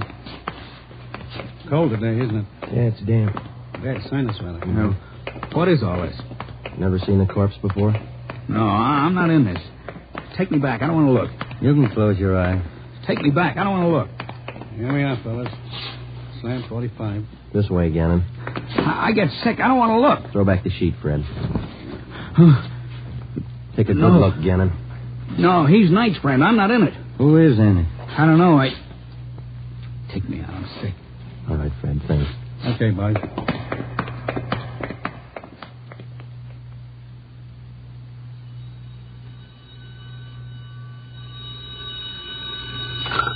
Interrogation room, Friday. Joe, on stakeout at the Silver Dollar Hotel. No sign of Raymond Knight. Keep you posted. Okay, Dave. Thanks. How long does this go on? I can call a lawyer, you know. And you better call one right away, Gannon. They just picked up Knight at the hotel. He's incriminated you. You're a liar. Sure. Like we were about Vickers. We'll prove it to you, Gannon. The officers are on their way in now. They're going to put Knight in the next room. You can listen to them. Look, I came here to sell watches. I ain't in this. Gannon, you and Vickers and Knight were planning a job, a big one. We know that.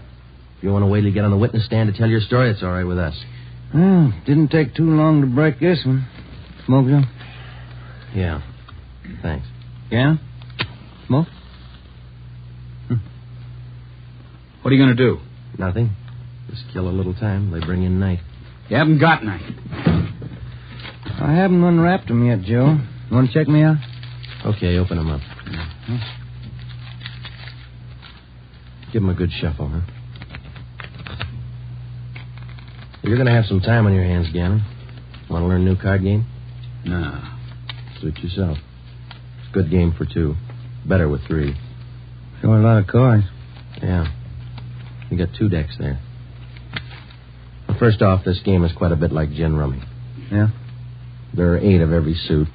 4 jokers. Jokers count 50 points. Mm-hmm. Red 3s count 100 points each.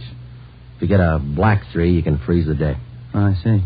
I shouldn't say deck. In this game, they call it the pack. The pack? What's a pack?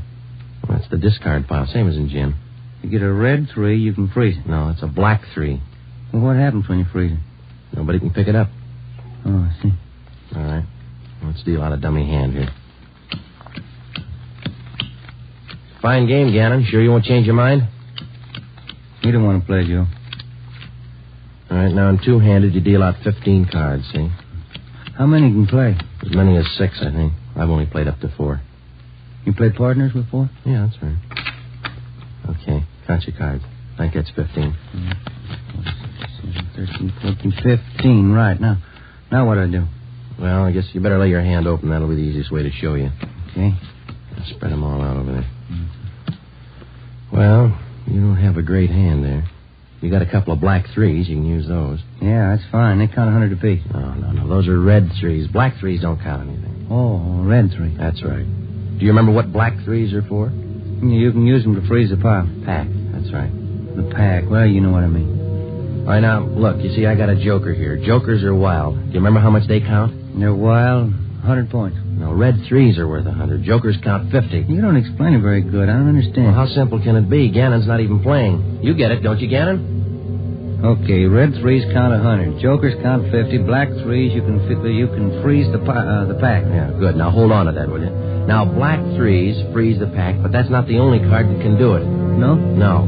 Deuces can do the same thing. Well, you see, the only difference is if you use a deuce, which is also wild, you have to have a natural pair in order to pick up the pack. And with a black 3, it's only good until... I knew it wouldn't work. It was sour right from the start.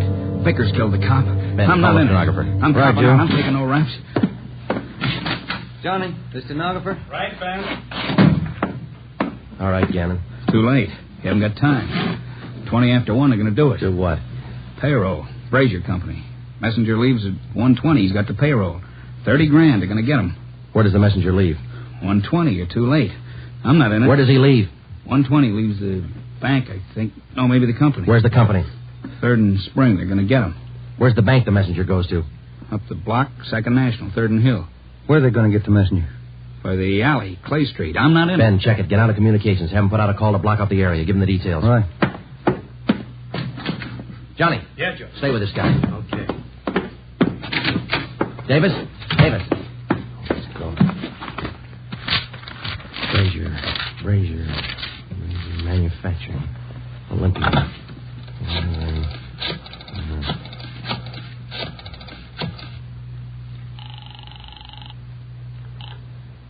Good afternoon, Brazier Manufacturing Company. Give me your payroll division. This is a police department emergency. What's that, sir? Your payroll division. It's an emergency. One moment, sir. Come on, hurry up. Payroll, Hopkins. Mr. Hopkins, this is Sergeant Friday, Police Department. We've had a tip your payroll messenger is going to be held up today. Has he left your building yet? The messenger? Yeah. Oh, my, he left early today. Went out the door about 10 minutes ago. Thanks. Second National. What's roll entry? Friday, what's all the excitement? You break that guy? Explain in a minute, Ed. No time. Good afternoon, 2nd National. Give me the manager on duty, please. Emergency. One moment, please. One moment. Come on. I'm sorry, sir. The line is busy. Would you care to wait? Give me the chief teller. Thank you. Chief Teller, Waters. This is Sergeant Friday, Police Department. Emergency call. Has the payroll messenger from the Brazier Company left the bank yet? Well, I wouldn't know, Sergeant. Just a moment. I'll have your call switched. Yeah. Operator. Beatrice, would you give this call to Miss Chalmers? It's important. Thank you, Mr. Waters. Miss Chalmers, good afternoon. Miss Chalmers. What's the matter, Friday? You sick? Yeah, I'm sick. Miss Chalmers, good afternoon. Miss Chalmers, this is Sergeant Friday, Police Department. Has the payroll messenger from the Brazier Company left the bank yet? From Brazier's? Why, yes, not more than 2 or 3 minutes ago. And he had the payroll with him? Of course. Thanks. Got a tip on a payroll sticker. Ben, you coming? Yeah, let's go. Ben, down this way. Coming. Let's hustle it. Down the stairs. Communications at the story? Got it on there now. Where's this Brazier Company? 3rd and Spring, about 5 blocks from here. Come on. Here's the garage.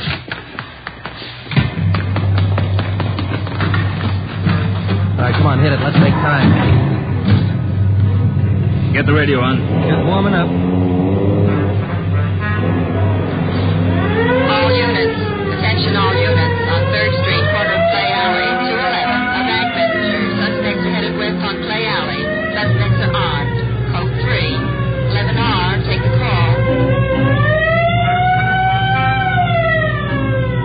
Cars are closing in fast. 4th Street up ahead, Ben. Might meet him at this end of Clay Alley. Hold on. No, looks pretty quiet at this end. Not much you can do without... Hey, look. Coming out of the alley now. Guy with the police. Brown clothes. Guy with him. Pull up, Ben. Now,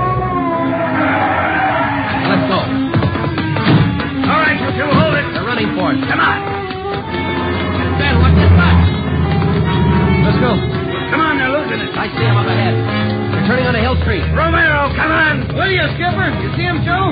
Heading for the subway terminal. Yeah, they're going into the crowd. Don't lose them. All right, I'll take the ramp to the left. Ben, go with him. I'll take the one to the right. You see him, Joe? No, I lost. Now, wait a minute. There they are, over the turnstile. Come on.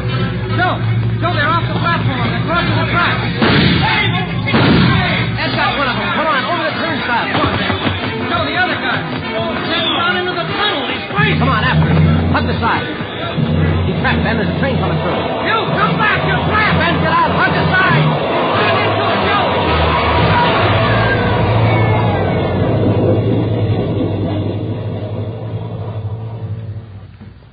You all right, Joe? Yeah. You? Mm-hmm. You want to check? No, I don't think it's any use. Yeah. Well, let's go. Wonder why he tried so hard, Joe. I don't know, Ben. Some people are like that. You can blow the whistle all you want. They never know when to stop.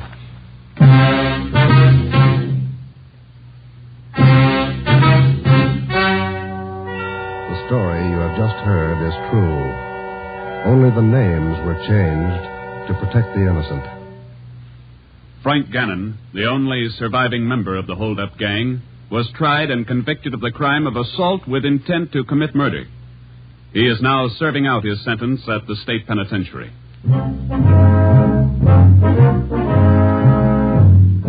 You have just heard the 16th in a new series of authentic cases from official files. Technical advice for Dragnet comes from the office of Acting Chief of Police W.A. Wharton, Los Angeles Police Department.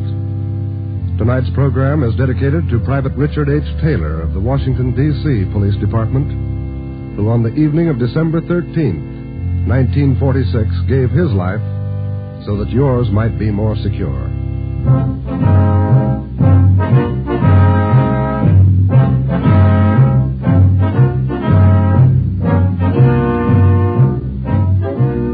Dragnet came to you from Los Angeles.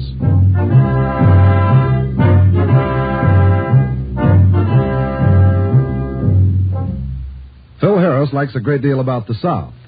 We like a great deal about Phil Harris. For instance, we like his beautiful blonde wife, Alice Faye. In fact, we like the Phil Harris-Alice Faye show, and it just happens that it returns to the NBC air tomorrow. Why don't you take our advice and listen to one of the funniest shows around anywhere? That's the Phil Harris-Alice Faye show tomorrow on most of these same NBC stations.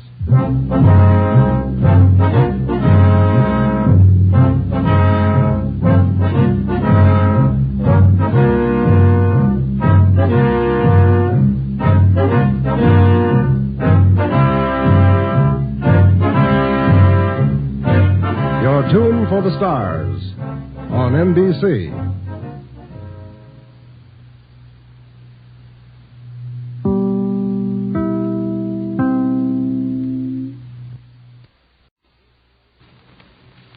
Here's another in NBC's great parade of new shows.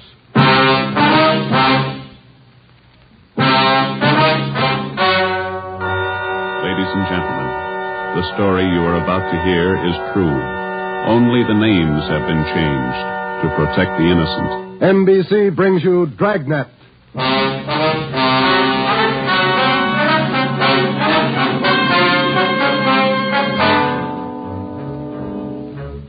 You're a detective sergeant. You're assigned to homicide. A mad killer is loose in the city. In every instance, he leaves the murder weapon behind. There are no fingerprints. No clues to the killer's identity. Your job, get him. Dragnet, the documented drama of an actual crime, investigated and solved by the men who unrelentingly stand watch on the security of your home, your family, and your life. For the next 30 minutes, in cooperation with the Los Angeles Police Department, You will travel step by step on the side of the law through an actual case from official police files. From beginning to end, from crime to punishment, Dragnet is the story of your police force in action. It was Tuesday, June 3rd. It was warm in Los Angeles. We were working the day watch out of homicide. My partner's Ben Romero. The boss is Ed Backstrand, chief of detectives. My name's Friday. I was off duty reporting back in on an emergency call. It was 3:57 a.m. when I got to the basement of the city hall. The carpool. Let's go, Friday.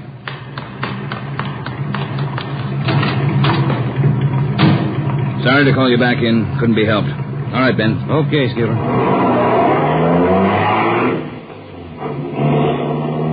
What's up, Ed? Double murder. When? I don't know. Found out about it 40 minutes ago. You got any ideas? Roughly same M.O. Was that 6413 Norwich, Skipper? No, 6430. What do you mean, the same M.O.? The same guy. Brickbat killer.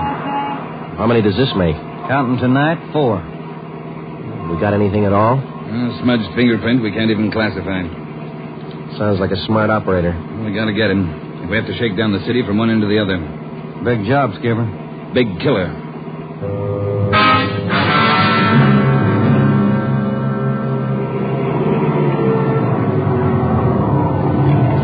At 4:26 a.m., we pulled up in front of 6430 Norwich Drive, a small group of bungalow apartments facing on an oval-shaped garden court. 2 uniformed officers were stationed at the door to the apartment. Hi, Chief. Hiya, fellas. We went inside. Welberg from Homicide was waiting for us. This way.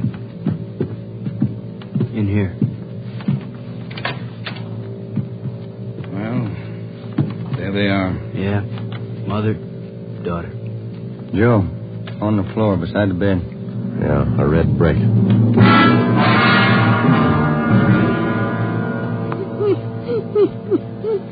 Miss Hafters, we know how you must feel about all this, but would you please try to answer a few more questions for us? Yes. All right.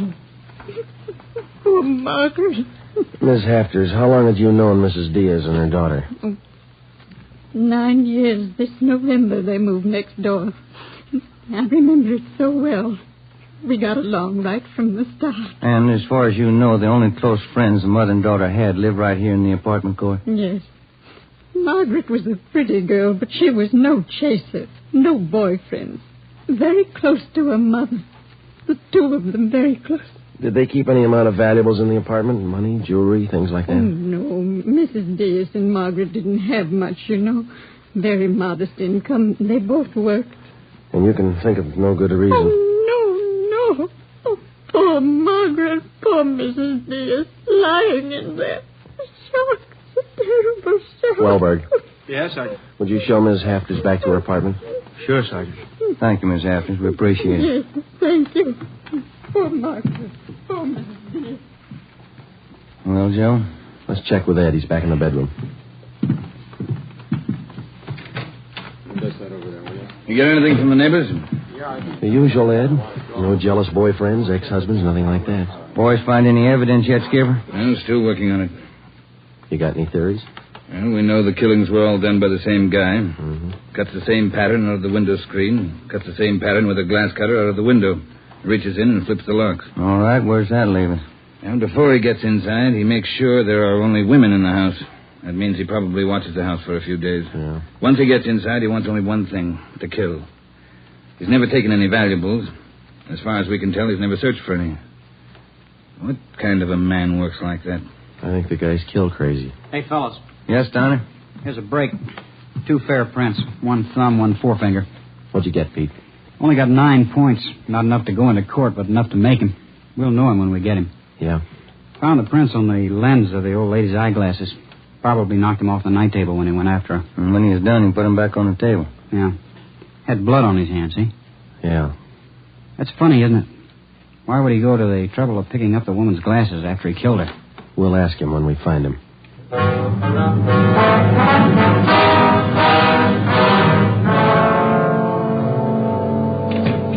right, Ben. Joe, I have something for you. We can use it, Lee. Hold it just a minute. Yeah. Crime Lab, Jones. Yeah, all right. I'll tell him. Right, Ed. Backstrand. If you're through checking the victim's clothes by 8 o'clock, you can knock off for sleep until noon. What if we're not through? Take it up with the chaplain. Here's what I wanted to show you. Over here. A couple of casts. Bare footprint. That's right. Those from the Diaz place? Found them outside the dining room window in the flower bed. Take a look. Mm-hmm. Good cast. Size 9. 10. Missing toe there, huh? Left foot, first toe. That's lucky. Well, then the guy took his shoes off before he went in that house. That's the way it looks. You leave any other prints, Lee? 3 with the shoes on. Here they are. Here. Yeah. How would you say the guy is built, Lee? Oh, from the impression, pretty heavy man. There's no full length of stride, or I might give you an idea of his height. How about the bricks, Lee? Here they are, all 3 of them. Used this one in the first murder, this one in the second, this one last night. Leaves them around like calling cards, and there's no way to check them. You'll never get a fingerprint off a common red brick like this bin. Surface is too rough. Well, we got an idea of his weight. We know that the first toe's missing from his left foot. That's something. The one we had yesterday. We can check that missing toe in the amputation file, Joe. Yeah. Well, we better get back. Pete ought to have those prints ready, too. Thanks a lot, Lee. Okay, fellas. Say, they post the bodies yet? Yeah, they're doing it now. Same as the first 2. The brain? Concussion, hemorrhage. They didn't have a chance. Hold it a minute. Crime Lab Jones. Sure, just a minute. Either one of you fellas. I'll get it, Joe. Okay. Yeah, Romero. Yeah. Good, we'll be right over. They got a make on those 2 fingerprints.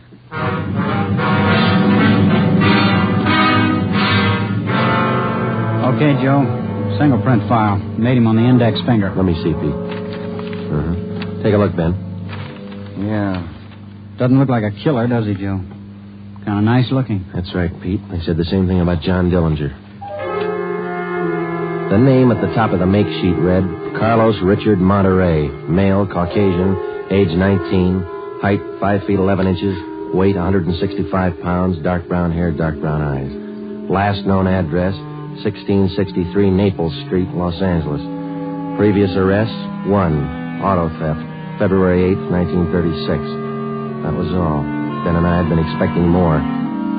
The information on the mama sheet for Monterey was 13 years old. So was the picture. So was the description. So was the address. In 13 years, a man can change in 1,000 ways. So can his habits, his appearance, his address. In 13 years, everything can change except 2 things. A man's fingerprints and a physical deformity.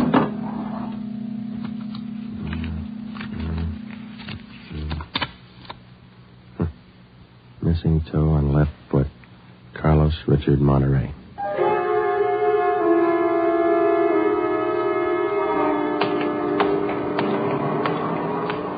Here it is, Joe. 1663 Naples. Yeah, come on.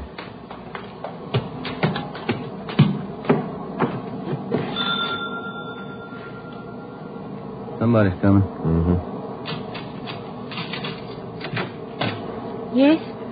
What is it? We're police officers. We'd like to ask you a few questions. Oh, yes. Would you like to come in? Thank you, ma'am. Yes? Would you mind telling us your name? Monterey. Isabel Monterey. What is it you want? You're married? Yes. My husband is Francisco Monterey. Would you explain why you are here? We thought you might be able to help us. We're looking for a man named Carlos Monterey. I don't understand you. We're looking for a man. We'd like to talk to him. Do you know where he is? Yes. Carlos is dead 7 years ago. He's dead, my husband told me. And does your husband know Carlos, or did he know him? He was his brother. What about your husband's parents, Miss Monterey? Where are they? They're both dead. Sometime now. Have you ever met Carlos? No, never. I have only heard of him. What have you heard of him, Miss Monterey? Do not ask me. This is important, very important. Francisco wouldn't like it if I told you. It's important, Miss Monterey, believe us. Carlos, he's sick. His mind. For 8 years, Francisco has not seen him, not heard from him. He thinks he's dead. But he only thinks so, Miss Monterey. No one's told him his brother's dead. He just thinks so. What else is there to think? Where's your husband now? At his work, his store. Rivera Street near Main. Grocery. Monterey Cartwright Grocery.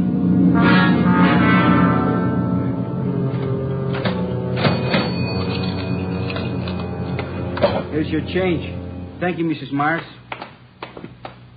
Now, look, officers, you know how it is. You don't like to let these things get out. That's why I trust you. You can trust us, Mr. Monterey. We just want to check on a few things. Oh, fine. Always glad to help out if I can. Well, can you tell us if your brother was ever in a mental institution in his life? Oh, I know there was nothing wrong. 1923. Got a little bad, so Mom and Dad had to put him away for a while, just till he calmed down. I remember the day. Sometimes. Dumb, stupid kid. What do you know? Standing there by himself in the train, crying. The public nurse, stupid way he cried. What do you do? I cried, too. I was only 10, Sergeant. I saw him go. He was alone. Later on, Mr. Monterey, your brother was released from the state institution. Yeah, he was 16. And then he started running around, playing tough, carried a gun, lived by himself. He never came around. He dropped from sight about 1938. You haven't heard from him since then? Nothing. Never seen him. Do you know of anybody who might have seen him? Oh, there was a girl he had. Anita something. On Soteo Street. Anita Martin, yeah, that's it. Soteo Street. Maybe she's seen him. Ask her. Maybe she's seen him. Carlos Monterey? Not in a year. Last March he was in. When I was working at the Peacock, down on South Main. He came in, we talked for a while. That was all. And you haven't seen Carlos for the past 2 months or so? I tell you, no. Has he written to you? Has he phoned you? Once, 3 weeks ago, he phoned. Here. He left a message with my girlfriend. But he didn't call back again. Now, that's it. That's all I know. Thank you, Miss Martin. Here's our card. If he does call, well, you'll let us know. Yeah, I'll let you know. You liked Carlos, is that it, Anita? Like him? No, I didn't like him. He was funny. But he was nice. You know, I pitied him. Why did you pity him, Miss Martin? Well, he was a good fellow who was strange.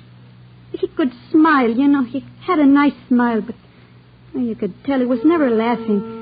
There was something in his mind. Something... Oh, I don't know.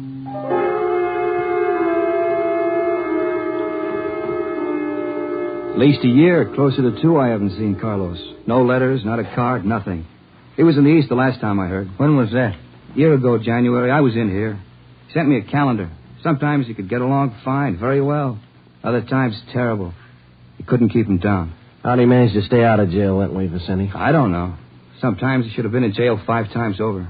When you say you don't know of anybody who might have a recent picture of Carlos, a snapshot? No. No one I can think of. Okay, Vincenti, here's our card. If you do think of somebody, let us know, will you? It'll help. Sure, glad to. If I hear of anybody.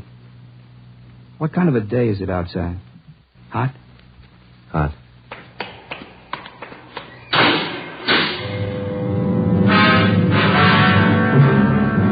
By 5 o'clock that afternoon, Ben and I were certain of one thing. Carlos Monterey was in the city of Los Angeles, somewhere. We drove back to the office and told Ed Backstrand about our interviews with Monterey's relatives and his friends.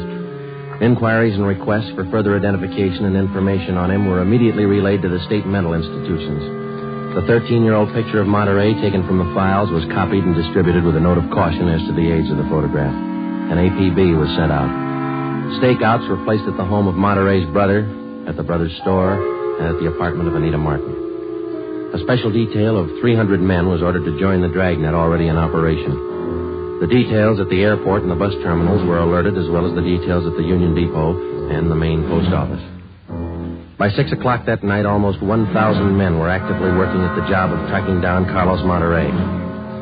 At 6:30 p.m., Ben and I drew a 4-hour relief period. We drove out to Ben's place, and his wife fixed us some dinner. At 10:30 that night, we reported into the office, picked up Ed Backstrand, and we drove out to join the manhunt. Unit 32R on the corner of South Flower and Loomis, a 390W, KMA 367. Unit 12A, code 1. 66A and 864 Wall Street. Send them out about a 507, KMA 367. Unit 42, 5430 East Grand, Apartment 10, 311, KMA 367. We cruised with the Dragnet operation until 5 o'clock that morning. Ben and I took turns driving. Actually, the tremendous job of scouring 500 square miles of city for one man was only beginning. Unless there was an unexpected break, the search for Carlos Monterrey could wear on for weeks. It did. Night after night, the manhunt went on, and day after day. There was no break. 16 days later, on a Sunday night, I went to bed early. I read a while, and then I turned off the lamp and went to sleep.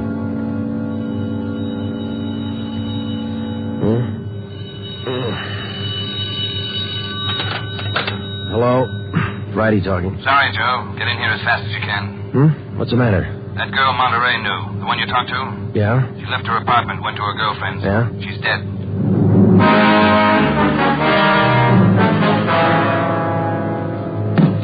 There it is. Ordinary red brick. Found it by the body. How long's she been dead, Skipper? Well, she was seen alive about an hour and a half ago. Got 3 bare footprints, good length of stride. Found them down in the lot beside the house. What do they look like? Same guy. First toe missing from the left foot. The same weight impression. Should be about 5'11". That checks out with what you got, doesn't it? All right, so it's the same guy. What about those shoes we found, Lee? Yeah, they correspond. They were impregnated with foreign matter. What'd you find? Particles of lettuce leaf, dry onion skin, traces of red cabbage. Maybe a vegetable counter. Maybe. What about the city wholesale market down on Front Street? What about any market in Los Angeles? No, Lee, that wholesale market is big enough to hide anybody. Hundreds of transients work in there. Some of them even sleep there. For a guy like Monterey, it'd be perfect. That's a fair guess. Check it when it opens. They open at 2 a.m. 2:30 now. All right, get back to the office and pick up as many extra men as you need. Get down there right away. Okay, Ed. Now, you know he's a rough one, so watch it. On Monday, June 23rd, at 2 minutes past 3 a.m., we pulled up at the city wholesale produce market. With the exception of 54 police officers in plain clothes who mingled with the buyers and sellers, business went along as usual. The market itself covered almost 3 square blocks in the lower part of the downtown area. It was divided off into hundreds of individual stalls by flimsy wooden partitions. To make the search even tougher, the place was crowded. For the first 45 minutes, we had the men circulate at random through the crowd on the chance that one of them might spot Carlos Monterrey from the 13-year-old picture. It didn't happen. After that, we started a systematic canvass. We talked to the customers. We talked to the managers of the different booths.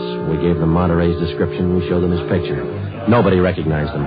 We checked the employment records one by one. Not a sign. Sorry, Sergeant. I'd like to help. I've never seen the guy. Okay, Mr. Snyder, thank you.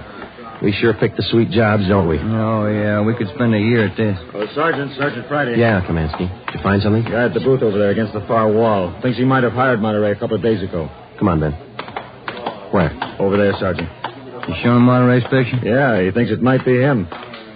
Mr. Fresnetti, this is Sergeant Romero, Sergeant Friday. Yes, I told your boy, Sergeant. This fellow Carlos, I hired him to help last Thursday.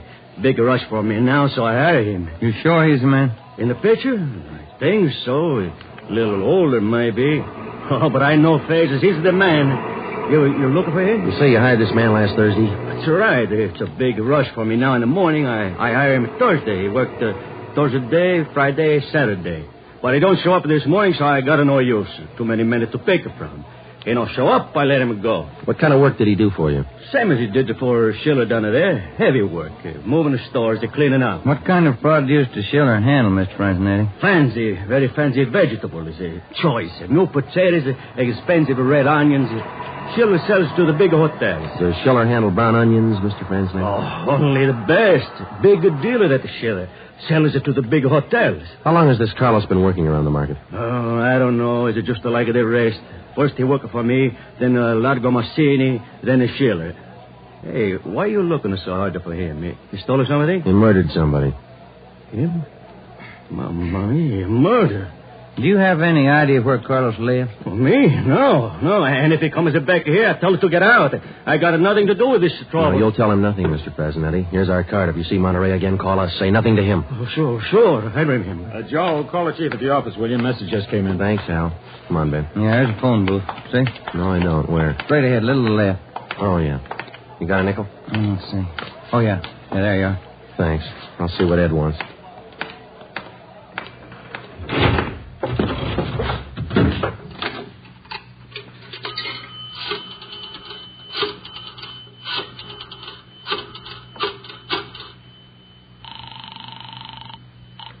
City Hall. 2511. 2511. Chief of Detectives Office, Hannon. Hi, Mike. Ed there? Ed, take it on extension 2, will you? Backstrand talking. Friday, Ed. Move fast on this one, Joe. What's up? Main post office. Carlos Monterey picked up a letter there less than 5 minutes ago.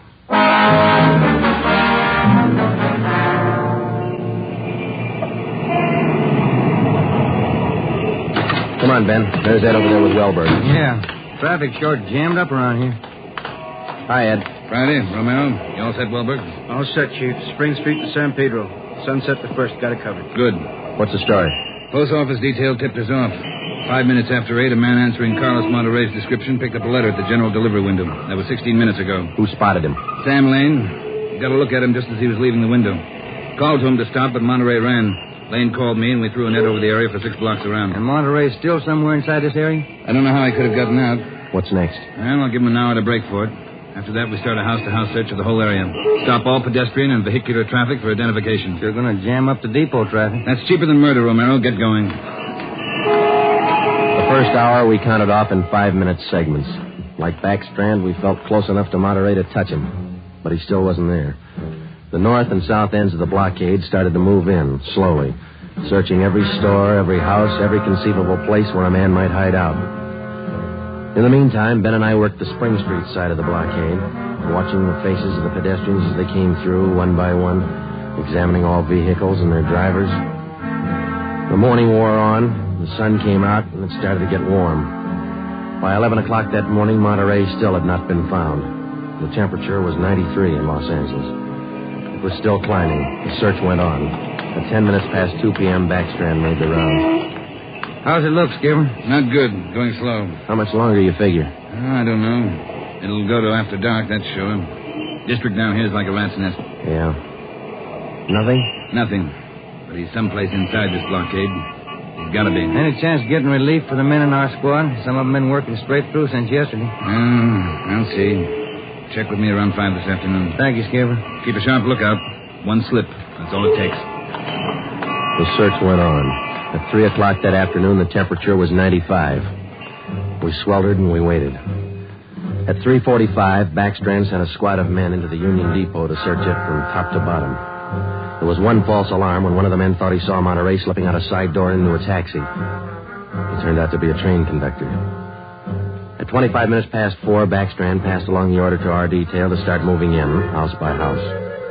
It was a tedious job, and it went slow. The men were tired. At 5:30, the relief squad showed up. Ben and I stayed on.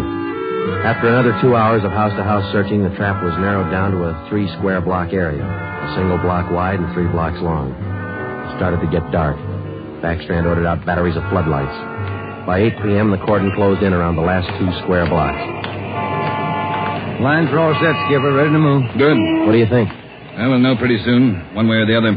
Frank, keep that traffic moving. All right, you two, get going. See you later, Skipper. Joe, let's take a look in here. Okay. Sure is an old building. Yeah. Where'd Kamansky go? I don't know. He's here a minute ago. Oh, wait. There's his flashlight. It's on the end of the corridor there. He's signaling. Yeah, come on.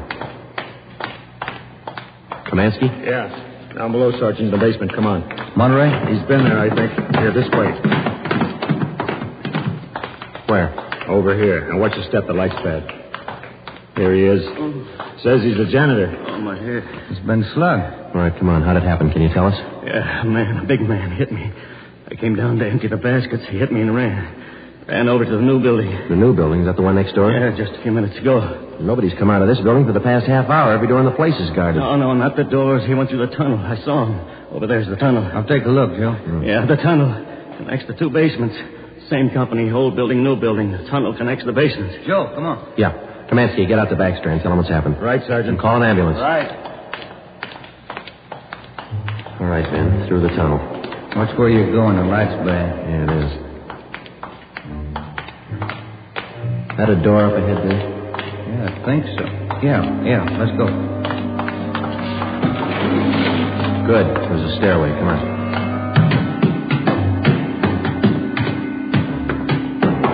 Watch the doors. Joe, the elevator. They're both on the third floor. Let's head for the stairs. Ben, come on.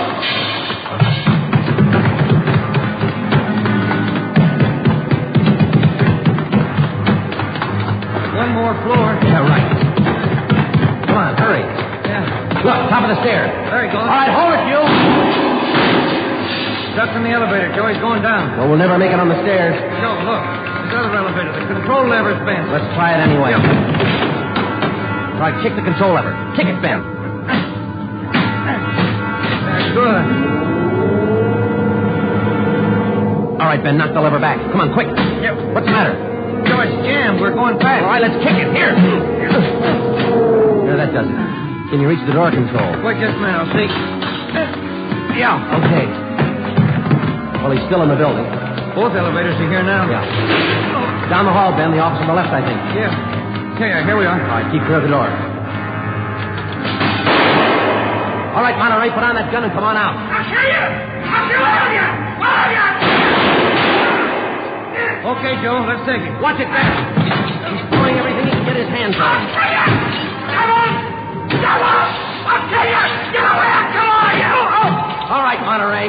Come on, you. Hurry up! Everywhere you! Okay, Ben, take him. Yep.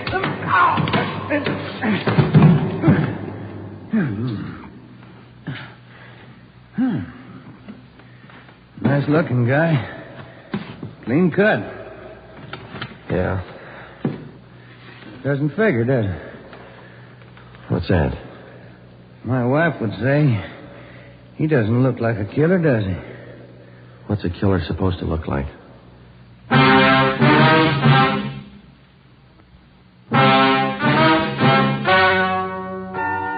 story you have just heard is true.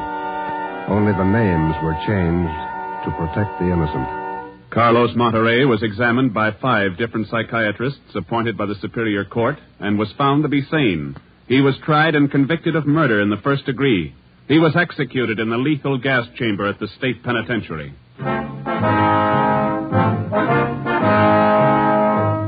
You have just heard the 17th in a new series of authentic cases from official files. Technical advice for Dragnet comes from the office of W.A. Wharton, Acting Chief of Police, Los Angeles Police Department. Tonight's program is dedicated to motorcycle patrolman John Kramer of the El Paso, Texas Sheriff's Department, who on the afternoon of April 26, 1940, gave his life so that yours might be more secure.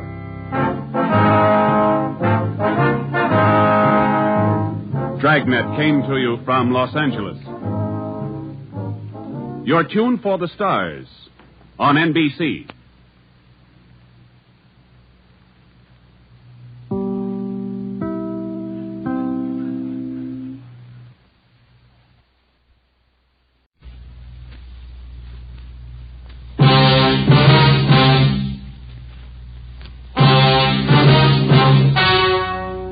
Ladies and gentlemen, the story you're about to hear is true. Only the names have been changed to protect the innocent. NBC brings you Dragnet.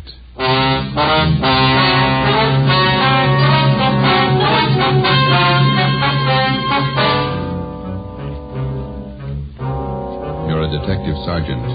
You're assigned to burglary detail. A gang of hijackers has started to work in your city. Truckloads of valuable merchandise have vanished. The thieves are clever, seem to have a foolproof system. Your job, find them. Dragnet, the documented drama of an actual crime, investigated and solved by the men who unrelentingly stand watch on the security of your home, your family, and your life. For the next 30 minutes, in cooperation with the Los Angeles Police Department, you will travel step by step on the side of the law through an actual case from official police files. From beginning to end, from crime to punishment, Dragnet is the story of your police force in action. It was Thursday, March 6th. It was windy in Los Angeles. We were working the night watch out of burglary detail. My partner's Ben Romero. The boss is Ed Backstrand, Chief of Detectives. My name's Friday. I was on the way back from the record bureau, and it was 5:35 a.m. when I got to room 2A. Interrogation room. Read this to him, Ben. Yeah.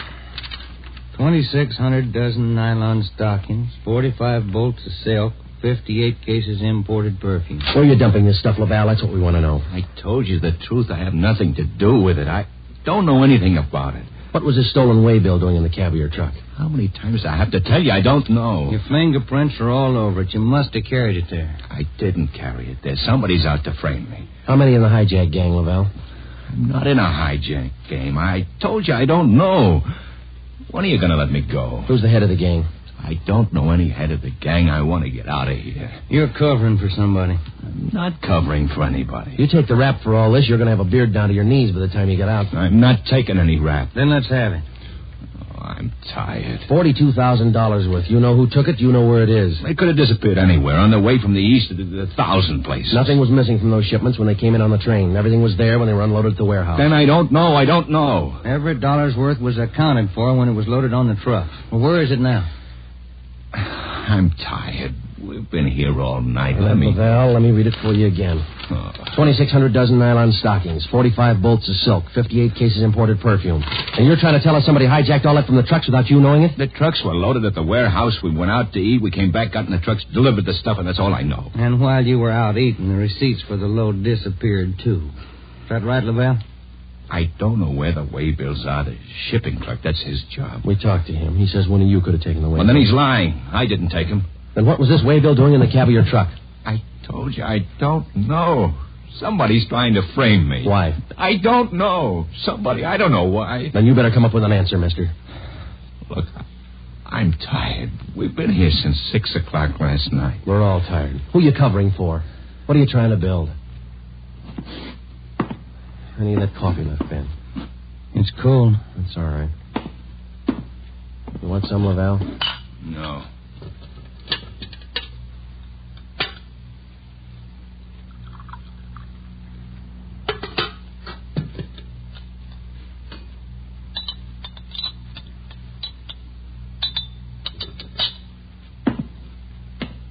All right, now look, let's get one thing straight.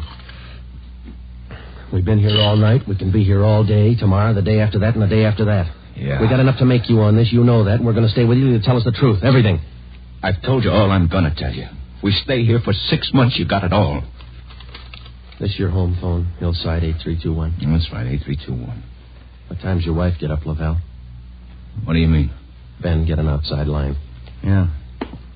You're not going to call my home? That's Hillside 8321, Ben. Outside, please. Don't do that. Don't. Not my wife. Please. All right. Ask the questions again. This time I'll give you the answers. Thomas Laval was 38 years old. He was a well-respected man in his community. Sometimes it's like that. You can question a man for hours, and he'll never give you any information. But somewhere in every man's makeup, there's a weak point. We were lucky enough to find Laval's. He told us that he would give us the locations where the hijacked goods were hidden. He told us the addresses were written on the ledge of a windowsill on the 7th floor of the Teamsters Union Hall. It was 8:30 a.m. On the 7th floor, is that right? Yeah. Do me a favor.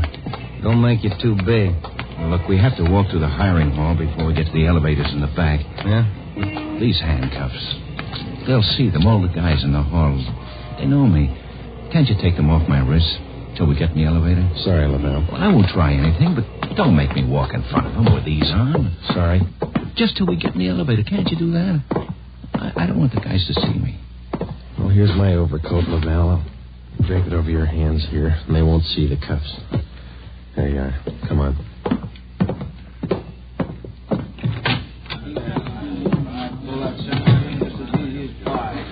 Hi, Tom. How are you? Hi. What's new, Tom? Not much.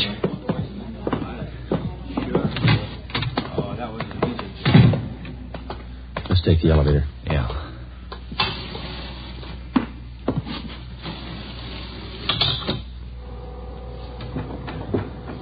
Cigarette? No, thanks. You? Yeah, okay. Thanks.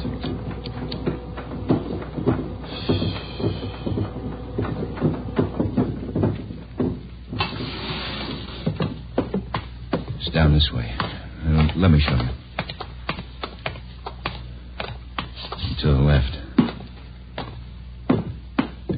window up ahead there. Yeah, this one.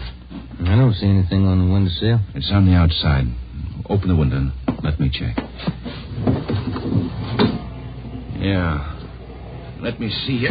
Ben, grab him. He's trying to jump. Hey, get back here. Get back. I go to you here. Let me go. Get him, Joe. I can't hold him. He's pulling me out. Hold on, Ben. Grab me. Joe. He's slipping. Try, Joe. Hold on.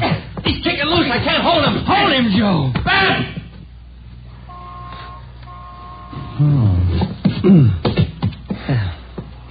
I couldn't hold him.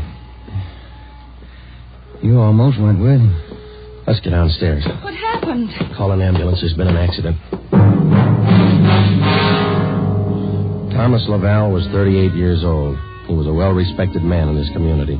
He died with the same reputation. We had a prisoner who'd met his death while in our custody. In cases like this, we had to have witnesses. By the time we got to the street, the usual accident crowd had gathered. Anybody here see the accident? What you want, witnesses? Yeah. Did you see it? Yeah, we saw it. Let's get their names, Ben. My name's Pete Garfield. This is Jack Morris. We'll be your witnesses. You'll probably be subpoenaed for the inquest tomorrow morning. Sure, we'll be there. We saw you push the guy out the window. We saw you kill him. The next morning at 10 a.m. in the basement of the Hall of Justice, Harold J. Lane, Deputy Coroner, City and County of Los Angeles, read the report of the findings of the autopsy on the body of the deceased, Thomas Laval. As is customary at a coroner's inquest, the identification witness was called to testify first. Elizabeth Laval, please. Raise your right hand. Do you solemnly swear that the testimony you're about to give to be the truth, the whole truth, and nothing but the truth, so help you God? Yes. Be seated. State your name. Elizabeth Laval, What is your address? 1216 East Camarillo Drive. What is your occupation? I'm a housewife. What is your relation to the deceased? His wife. Have you viewed the body of the deceased in this office? Yes. Who was the deceased? Husband. Thomas Laval. Is there anything further you wish to add? Thank you. Step down, please. Joseph Friday. Raise your right hand. Do you solemnly swear that the testimony you're about to give to be the truth, the whole truth, and nothing but the truth, so help you God? I do. Be seated. State your name. Joe Friday. What is your address? 4656 Collis Avenue. What is your occupation? I'm a police officer in and for the City of Los Angeles. Are you the investigating and arresting officer on this case? I am. Will you state briefly the facts relating to the death of the deceased? On the morning following the arrest by us of the deceased on suspicion of grand theft merchandise, he expressed a desire to assist us in the apprehension of suspects involved in these thefts and the recovery of property taken in them. Did he assist you? Well, he informed us that if we took him to the Teamsters Union Hall, that he'd be able to obtain addresses of the locations where the stolen property was cached. You then took him there? Yes, we did. What happened? When we arrived, he requested us to remove his handcuffs. We refused. The deceased then informed us that the addresses were written on a window ledge on the 7th floor. When we arrived at the window, under the pretense of searching for the addresses, he threw himself over the ledge. I grabbed his left leg to restrain him, but he kicked loose. Did you at any time have any idea that the deceased planned such action? I did not. What did you do then? We immediately went to the location of the body and had an ambulance dispatched. Do you have anything further to state? No, I have not. Are there any questions from the jury? That's all, Officer Friday. Step down. Peter Garfield. Raise your right hand. Yeah. Do you solemnly swear that the testimony you're about to give to be the truth, the whole truth, and nothing but the truth, so help you God? Yeah. Be seated. State your name. Pete Garfield. What is your address? 1654 North Pico. What is your occupation? Truck driver. Down at General Warehouse. Did you know the deceased? Yeah. How did you know him? I worked with him. And that cop's a liar, and so's his buddy sitting over there. Please confine the testimony of this inquest to facts. Were you present at the time the deceased met his death? I told you I was. And those two cops pushed Tom out of the window. Where were you at the time the deceased was pushed or jumped from the window? Jack and I just left the Union Hall. We were going out the front door when it happened. What attracted your attention? I heard him scream. When I looked up, Tom was falling. That cop was standing at the window watching him. Did you see the officer push him? Yes, I saw him. Did I understand you to say you were on the street outside the building at the time? Yeah. And you saw the officers push the deceased from the window on the 7th floor from your vantage point? Yeah. Isn't it true that that's a physical impossibility? What is? That you could have seen what you testified to from where you were standing. I know they pushed him. You know or you saw? I know, that's all. Tom wouldn't jump out of a window. Then it's true you didn't see the officers push the deceased out of the window? No, I didn't see him. Is there anything further you'd like to add? They must have pushed him. Any question from the jury? That's all, Garfield. Step down. Dorothy River. Raise your right hand. Yes. Do you solemnly swear that the testimony you're about to give to be the truth, the whole truth, and nothing but the truth, so help you God? I do. Be seated. State your name. Dorothy River. What is your address? 211 South Beverly Drive. And what is your occupation? I'm a stenographer at the Teamsters Union Hall. Were you present the morning the deceased met his death? I was. State where you were and what you were doing. I was in our office on the 7th floor doing some filing. Please state what you witnessed. The filing cabinet in our office is by the door. The office faces on the hallway, and the door happened to be open. I heard a commotion and looked out. I saw those two officers struggling with the man. Did you hear any conversation? Yes. I heard that officer there say, "Get back here, get back." The man outside the window yelled, "Let me go, let me go." And this officer here, Officer Friday, said, "He's pulling me out. Hold on, Ben, grab me." How far from the window were you? I'd say about 15 feet. Do you have anything else to add? Yes. As the two policemen started downstairs, Officer Friday said to me, "Call an ambulance. There's been an accident." Thank you, Miss River. Those officers didn't push that man out the window. They were trying to hold him. After hearing additional witnesses, the coroner's jury retired at 11:57 a.m. 8 minutes later, they returned with their decision. The deceased met his death voluntarily and by his own actions. The homicide detail continued the investigation of Laval's death. A week went by. With homicide working one side, we hoped that they might turn up additional leads in the hijacking case. Nothing turned up. It seemed that with the death of Thomas Laval, our leads came to an abrupt stop. On Tuesday morning, March 16th at 9 a.m., we got a call from Chief of Detectives Ed Backstrand. Now, once more, what about the way bills on these shipments?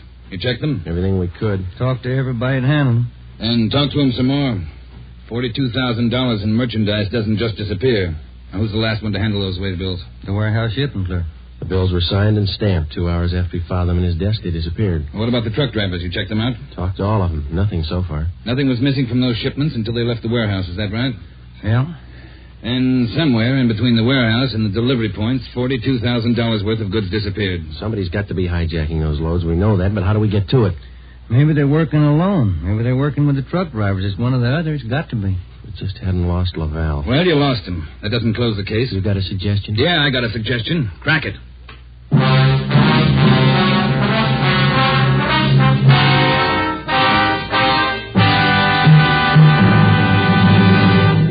You are listening to Dragnet, authentic stories from official police files. And now, an important announcement. Ladies and gentlemen, we are pleased to announce that starting next Thursday, October 6th, Dragnet will be brought to you by Fatima Cigarettes. We'd like to take this opportunity to thank you, the listener, for your excellent response to our efforts in bringing you these weekly authentic presentations of actual cases from official files. Your letters are the only indications we have that Dragnet is a source of your listening pleasure. We'd like to hear from all of you. Starting next Thursday, October 6th, over most of these same NBC stations, Dragnet will be heard weekly at 10:30 p.m. Eastern Standard Time, immediately following the Supper Club. Check your newspaper for local release time.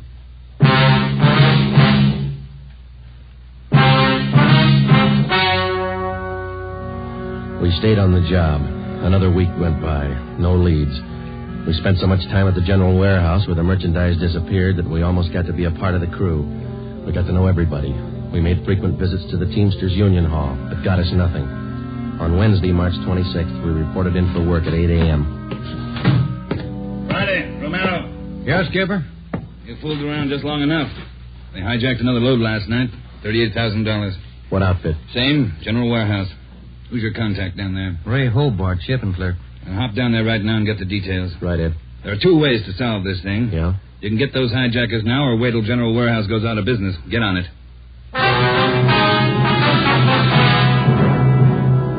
Hobart, who was the shipping clerk on duty last night? I was, working for Siggy, Siegelmeister. He's out of the cold. And you saw the stuff was loaded on the trucks and you checked the waybill. As usual. Everything as usual. Checked the trucks out at 2 a.m., went back to the office, filed the waybills. You work a pretty heavy schedule, Hobart. You started at 2 a.m. and you're still on duty? It took the last 4 hours of Siggy's shift, at 2 a.m. to 6 a.m. He had a cold. I was back here at 10 this morning to start my own shift. When did you find out the waybills were missing on that shipment last night? Just before I went off. Maybe 5:30, 5:45. Well, how about the truck drivers who handled that load, Hobart? You got them? Let's see. I got it right here. Okay. Here you go, Sergeant. Jack Morris and Pete Garfield. Jack Morris and Pete Garfield were brought in for questioning. We double-checked with Homicide and found that their reports on Morris and Garfield tallied with ours. No previous records. Both men had been tailed for a reasonable length of time since their testimony at the Laval inquest. Their actions failed to implicate them. 4 days after the second hijacking, we got a tip from one of our informants down in the warehouse district. He told us that a man in a gray suit had been hanging around the coffee shop next to the Teamsters Union Hall. He was peddling nylon stockings cheap. There had been other reports like this, which we had followed up, but none of them had paid off.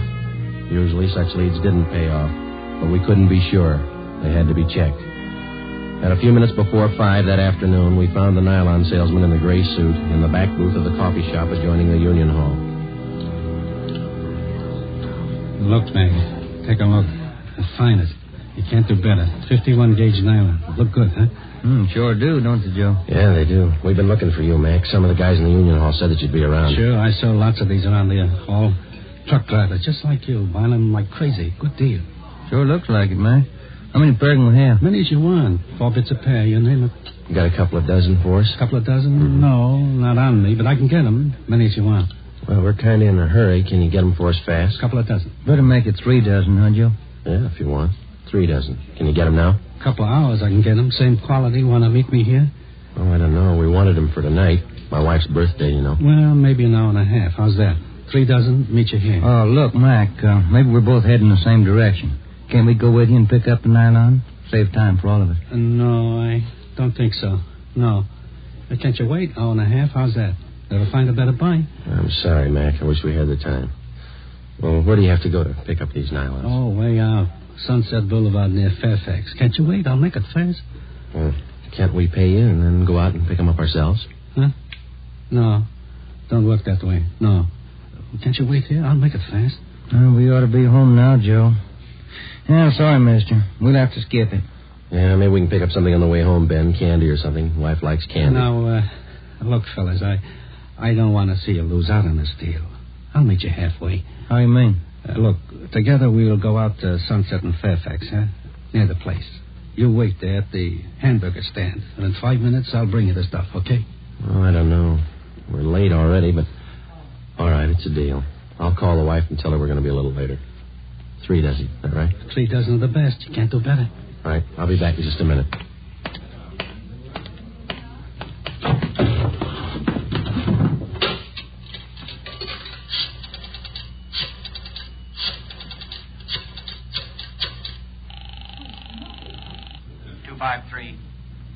$253.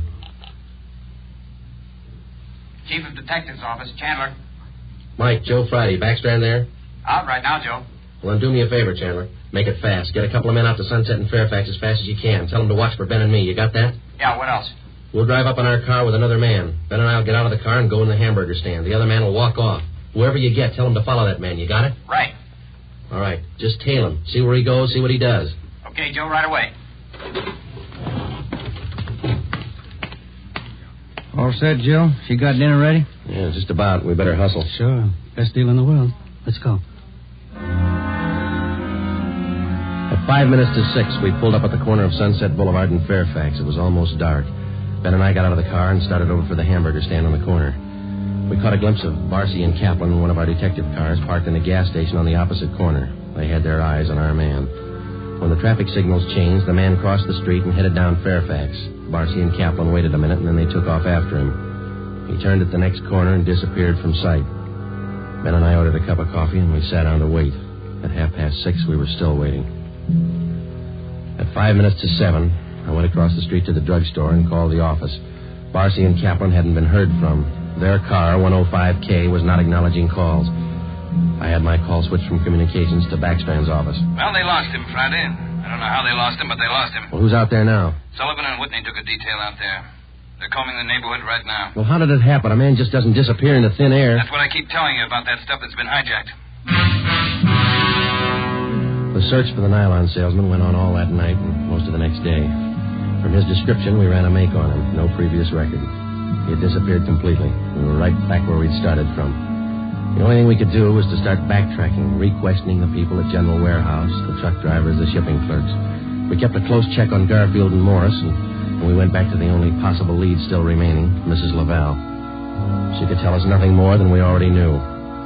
When we left her, we started on the neighbors for the second time around. For the rest of the day, we canvassed the immediate neighborhood. We got as many opinions of the Lavals as they had neighbors.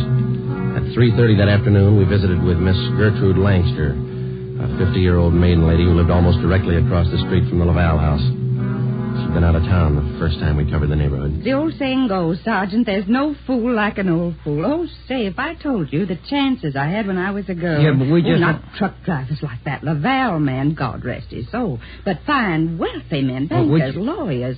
Templeton Grant, you remember him? No, ma'am. I was engaged to him once. Butterfly waist. That's what he used to call me. Well, I was slim in those days. Would you like to see some pictures of me as a girl? No, thank you, ma'am. We'd just like to ask you a few questions, that's all. Could you tell us if the Lavals had many visitors to their house in the past 6 months or so? Oh, no. Funniest thing, I am the nosy type, Sergeant. I like to know everything that goes on around my neighborhood, and you can take my word for it, the Lavals never had visitors. You know, Sergeant Friday, you remind me of a young man I used to be engaged to just a few years ago. Yes, Miss Langston. Now, would you tell us, please, did you have any reason to think that there was something little out of the ordinary about Laval? Oh, little out of the ordinary, he says, but my dear man, yes. Here he was, a truck driver, and there she was with a home furnished like the Astors. Why, I even used to see him cart some of the things home in that car, his beautiful things, rugs and glassware, bolts of fabric. Oh, gorgeous. And he'd bring these things home after work. Is that it, Miss Langston? Anytime. Day or night, weekends, anytime. Mm-hmm. After 4, Joe, we better call office. Yeah. Now, are you sure of all that you've told us, Miss Langston? Sure. Oh, my dear man, of course I'm sure. I watched him week after week. Well, thank you. Won't you stay for a cup of tea? I'll have Josephine fix it. Josephine? No, thank you, ma'am. Well, then, perhaps a glass of sherry? Thank you, no. But there is something. Yes? I wonder if we could use your phone, please. Oh, yes. In the hall, next to the umbrella stand. Thank you, ma'am.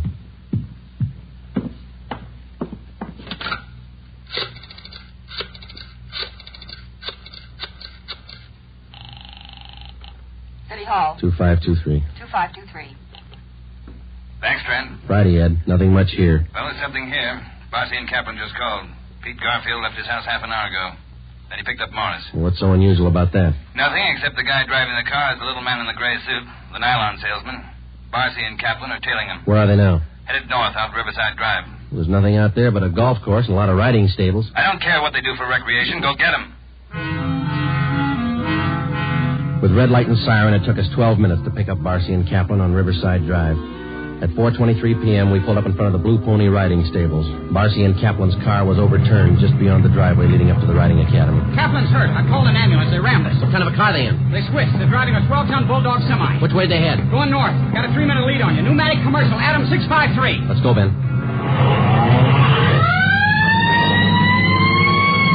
Can you see him, Joe? No, not yet. Watch that crossing. Up ahead, Joe. That's a semi. Can you read it? Wait a minute. Adam 653. That's them.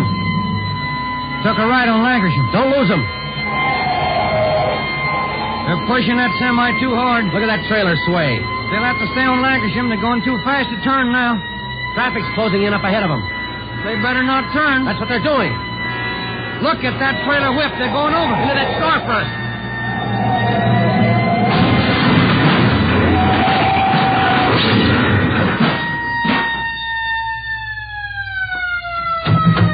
Come on, Ben.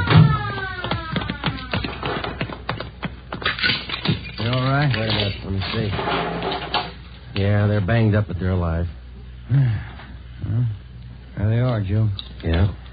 Garfield, Morris, little man in the gray suit. It's funny, isn't it? What's that? Garfield's going to swear we pushed that truck through that window.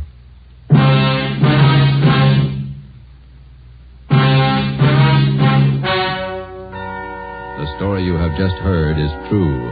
Only the names were changed to protect the innocent. Peter Garfield, Jack Morris, and John Dolfo, the stocking salesman, were hospitalized and later brought to trial. They were convicted on charges of grand theft and received sentences as prescribed by law. They are now serving their terms in the state penitentiary. You have just heard the 18th in a new series of authentic cases from official files. Technical advice for Dragnet comes from the Office of Acting Chief of Police W.A. Wharton, Los Angeles Police Department. Tonight's program is dedicated to motorcycle officer Elmer Forsman of the Fresno, California Police Department, who on the afternoon of October 6, 1946, gave his life so that yours might be more secure. Remember, starting next Thursday night, October 6th, Fatima Cigarettes invite you to listen to Dragnet immediately following the Supper Club. That's 10:30 p.m. Eastern Standard Time over most of these same NBC stations. Check your newspaper for local release time. Dragnet came to you from Los Angeles. Judy Canova joins the star lineup of Saturday shows tonight on NBC.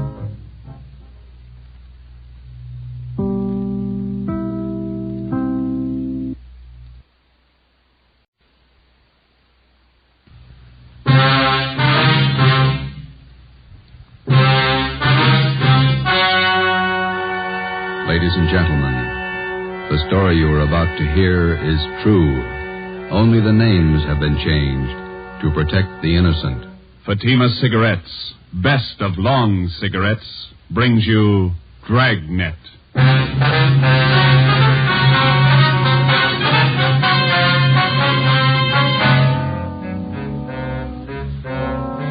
You're a detective sergeant. You're assigned to homicide detail. A vicious killer has taken the life of a 62-year-old woman. Suspicion points in only one direction. The murderer was heartless, cold-blooded. Your job, get him. If you want a long cigarette, smoke the best of long cigarettes. Smoke Fatima.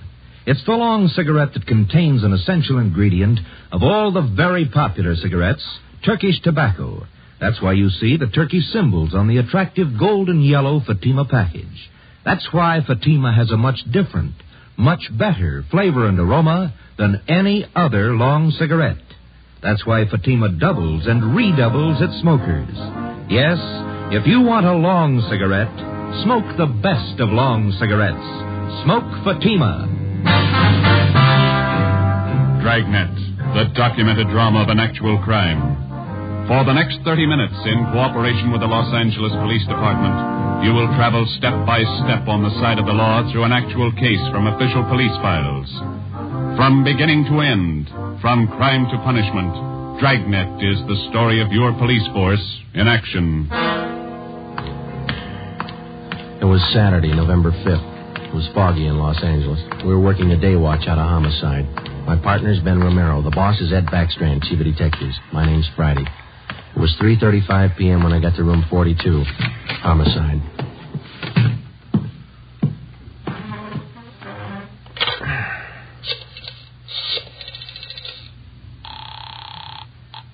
Long distance. This is Friday in Homicide. I'd like to place a call to Mr. Frank Renard in Murphy, Idaho. The number is 761. Frank Renard, Murphy, Idaho, 761. Yeah, that's right. The call's been cleared with the business office. All right. Do you want me to call you back, Sergeant? No, I'll hang on.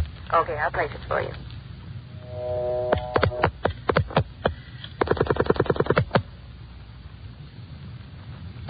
Long distance? Long distance, Mr. Frank Renard, Murphy, Idaho. Murphy, 761. Thank you. Your number, please. Track the call to Madison, 7961. Thank you.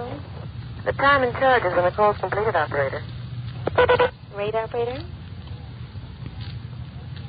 You ready to put a man out? Yes, Murphy, Idaho, routing and person rate.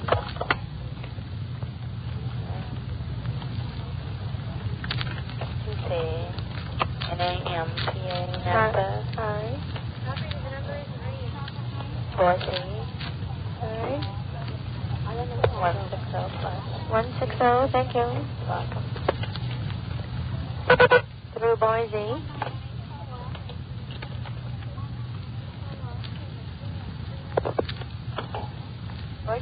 I'm calling Napa.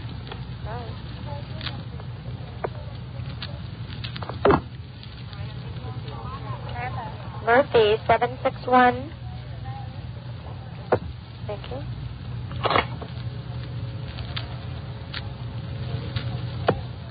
Keep ringing, 761. They're ringing the number, Sergeant. Okay, thanks.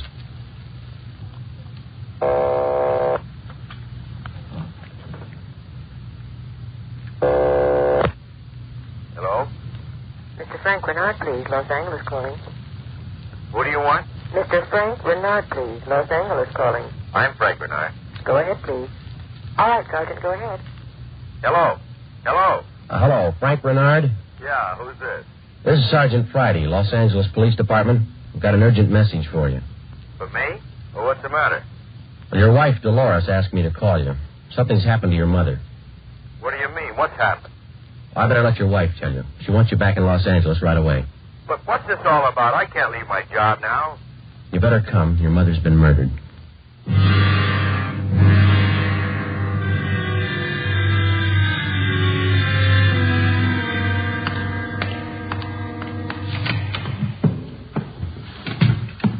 Talk to the skipper, Joe. He's on his way in. That's good. Did you call my husband? Did you? He's flying down from Idaho tonight. Be here in the morning. You tell him about me? The trouble I'm in? I told him his mother was murdered. That's all I told him, Mrs. Renard. And what am I going to say to Frank? He always sided in with his mother. He'll never believe me.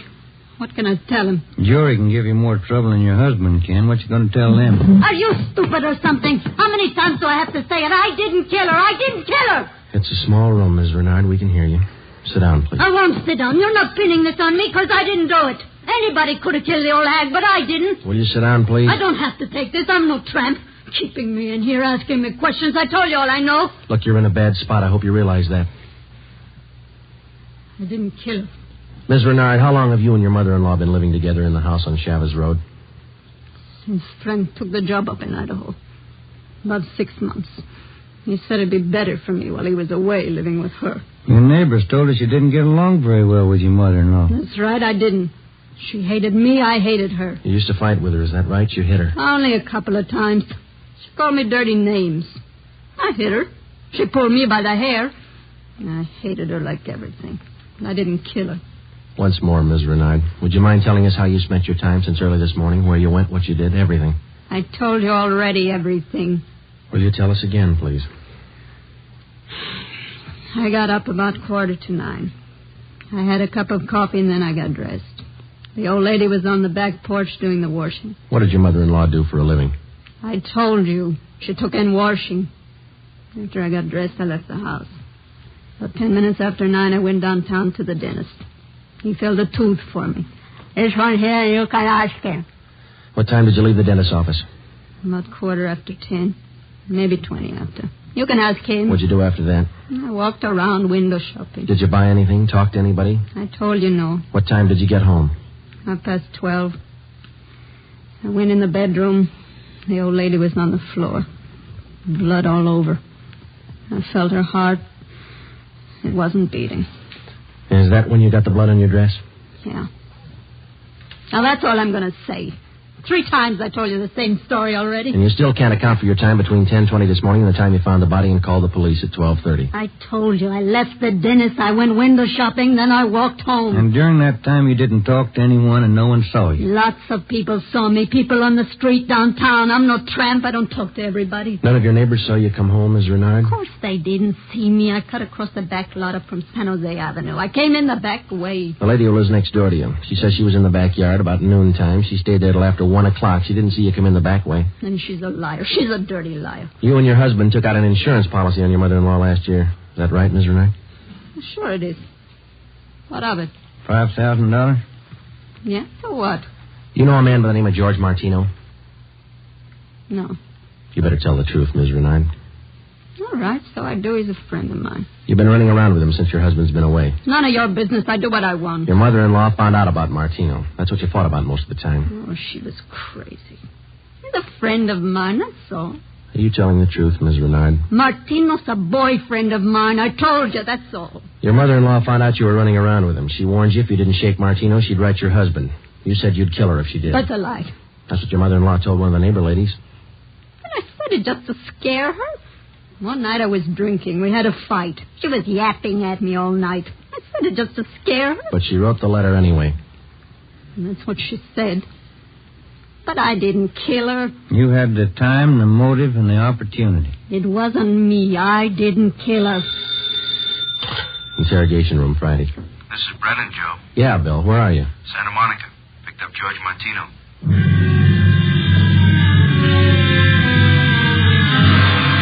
Ben and I drove Mrs. Renard to Lincoln Heights Jail, 5th floor, and had her booked on suspicion of 187 PC. When we checked back in at the office, Brennan and Wiseman, the other 2 men on the case with Ben and I, were questioning George Martino in the interrogation room. Ben and I stood by. Martino admitted only 2 things. He had been running around with Mrs. Renard since her husband left town, and he had heard Mrs. Renard express a desire to do away with her mother-in-law. After the questioning of Martino, Sergeant Brennan, Ben and I met with Chief Ed Backstrand. It was 5:15 p.m. You got everything but the murder weapon, huh? That and Mrs. Renard's confession. She ought to come through, huh, Joe? I don't know. She's scared, but she's still got a smart mouth. What about Martino, Brennan? You think he had a hand in it? I don't think so. We spent most of the afternoon talking to him. He hasn't got the guts. We took a statement. And does he have an alibi? Solid. What was the cause of death? Strangulation, multiple fractures of the skull.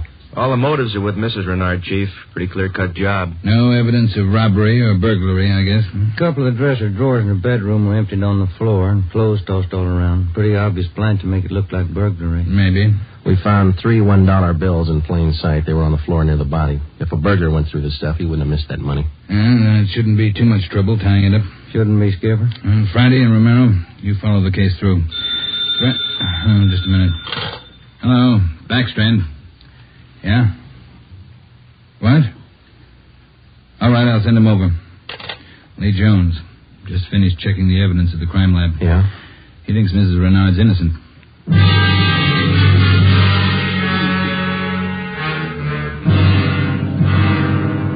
There they are, fellas. Facts don't lie. But she had every reason in the world to kill the old lady. In my book, she couldn't have killed her. All right, let's have it, Lee. How does the evidence add up? That's just it, Joe. It doesn't. Take a look. The dress Mrs. Renard was wearing when she found the body. That's it. Blood smears near the hem. 2 smears, that's all. Now, if she murdered her mother-in-law, there should be more blood on this dress, and it shouldn't be smeared. How do you mean? First of all, the manner in which the old lady was killed. Head was battered in. Must have bled profusely. No question about that. All right, go ahead. Whoever murdered the old lady must have stains all over their clothes. Here's the important part. Because of the nature of the wound, it would have stained in drops, not smears. Well, how can you tell the difference? Maybe these are drop stains on her desk? They're not. I checked them with a microscope. Only the higher ribs of the cloth are stained. The smears, nothing else. But a drop forms its own definite drop pattern and permeates the cloth, soaks in. No signs of that on her dress. Not a one. Now, here's the silk scarf the old lady was strangled with. Yeah? Here's what I found in the knot tied in the scarf. A blonde hair, wavy. Old lady had dark hair. So does Miss Renard. So does her boyfriend. That's what I mean. This blonde hair is one of 2 things that didn't belong at that murder scene. What else you got? This here. Leslie. Small piece of plastic. From a gun butt, I'd say. See here? Crisscross surface and a little smooth area here. Yeah. The killer could have hit the old lady with the butt of a gun. And a piece of the stock could have chipped off like this, huh? Miss Renard doesn't own a gun. Neither did her mother-in-law. Well, where does that leave us? I don't know, Joe. There's the stuff. You can't disregard it. Maybe you can explain it. Yeah. How? Well, first prove this dress isn't the one Mrs. Renard was wearing this morning. Then find the dress she did wear. We know she wore this when the dentist identified it, and so did two of the neighbors. That's what I mean. The dress is too clean, doesn't belong. Yeah. This blonde hair, this piece of gun butt, they don't belong either. Well, then you think she's innocent? You're looking at the evidence. What do you think? 6 p.m. Saturday, November 5th. Ben and I went back to the office and met with Brennan, Wiseman, and Ed Backstrand. The open and shut case against Mrs. Renard was up in the air, but we still weren't sure that she was innocent of the murder of her mother-in-law. Ben and I drove to the Lincoln Heights jail and interviewed the suspect again. She agreed to submit to a lie detector test. We drove back to the office, contacted Sergeant Berger, the department's polygraph man, and set up a special test for the following day. The next morning, we met with Berger and formulated a list of key questions, and then we picked up Mrs. Renard and brought her to the third floor of the Old City Jail building, the polygraph room. At 10:33 a.m., the test got underway. As usual, Sergeant Berger conducted the interview alone. Backstrand, Ben, and I waited outside. Well, how about Mrs. Renard's husband? Get in town yet? He's due in around noon, Skipper. Got a smoke? Yeah. Here you are, Ed.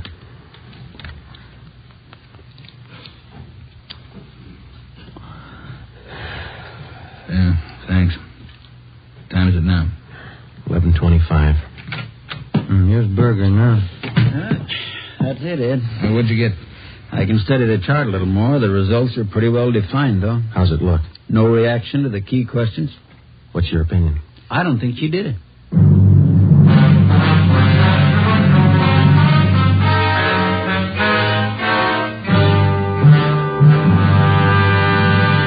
You are listening to Dragnet, authentic stories of your police force in action. And in leading magazines this week, you'll see this authentic story. Headline: Fatima's sensational growth sets a record for long cigarettes. Then you'll read the actual reasons smokers give for changing to Fatima. Fatima is different. It's mild and has a wonderful flavor. Fatima's best. These are the words of Miss Pamela Bookman of New York, where Fatima has increased its smokers 132%. Fatima tastes much better than any other long cigarette. It's the best. Says Mr. James S. Winterhalter of Detroit, where Fatima smokers have increased 348%. I like the flavor, and Fatima is mild. It's the best long cigarette. That's the statement of Mrs. Mary C. Werdeman of Los Angeles, where Fatima has increased its smokers 545%. Yes, more and more long cigarette smokers every day agree. A change to Fatima is a change to the best. Enjoy Fatima yourself. Best of long cigarettes.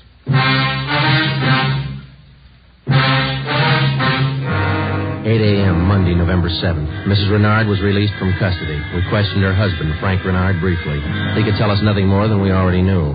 Brennan and Wiseman were called back on the case, and together the four of us started over again from the beginning. We had a dead body, 2 pieces of physical evidence to work with, no idea how to fit them together, and no suspects. We went back to the Chavez Road neighborhood where the murdered woman lived and started pushing doorbells. We canvassed the neighborhood for 3 days, and we uncovered one slim lead.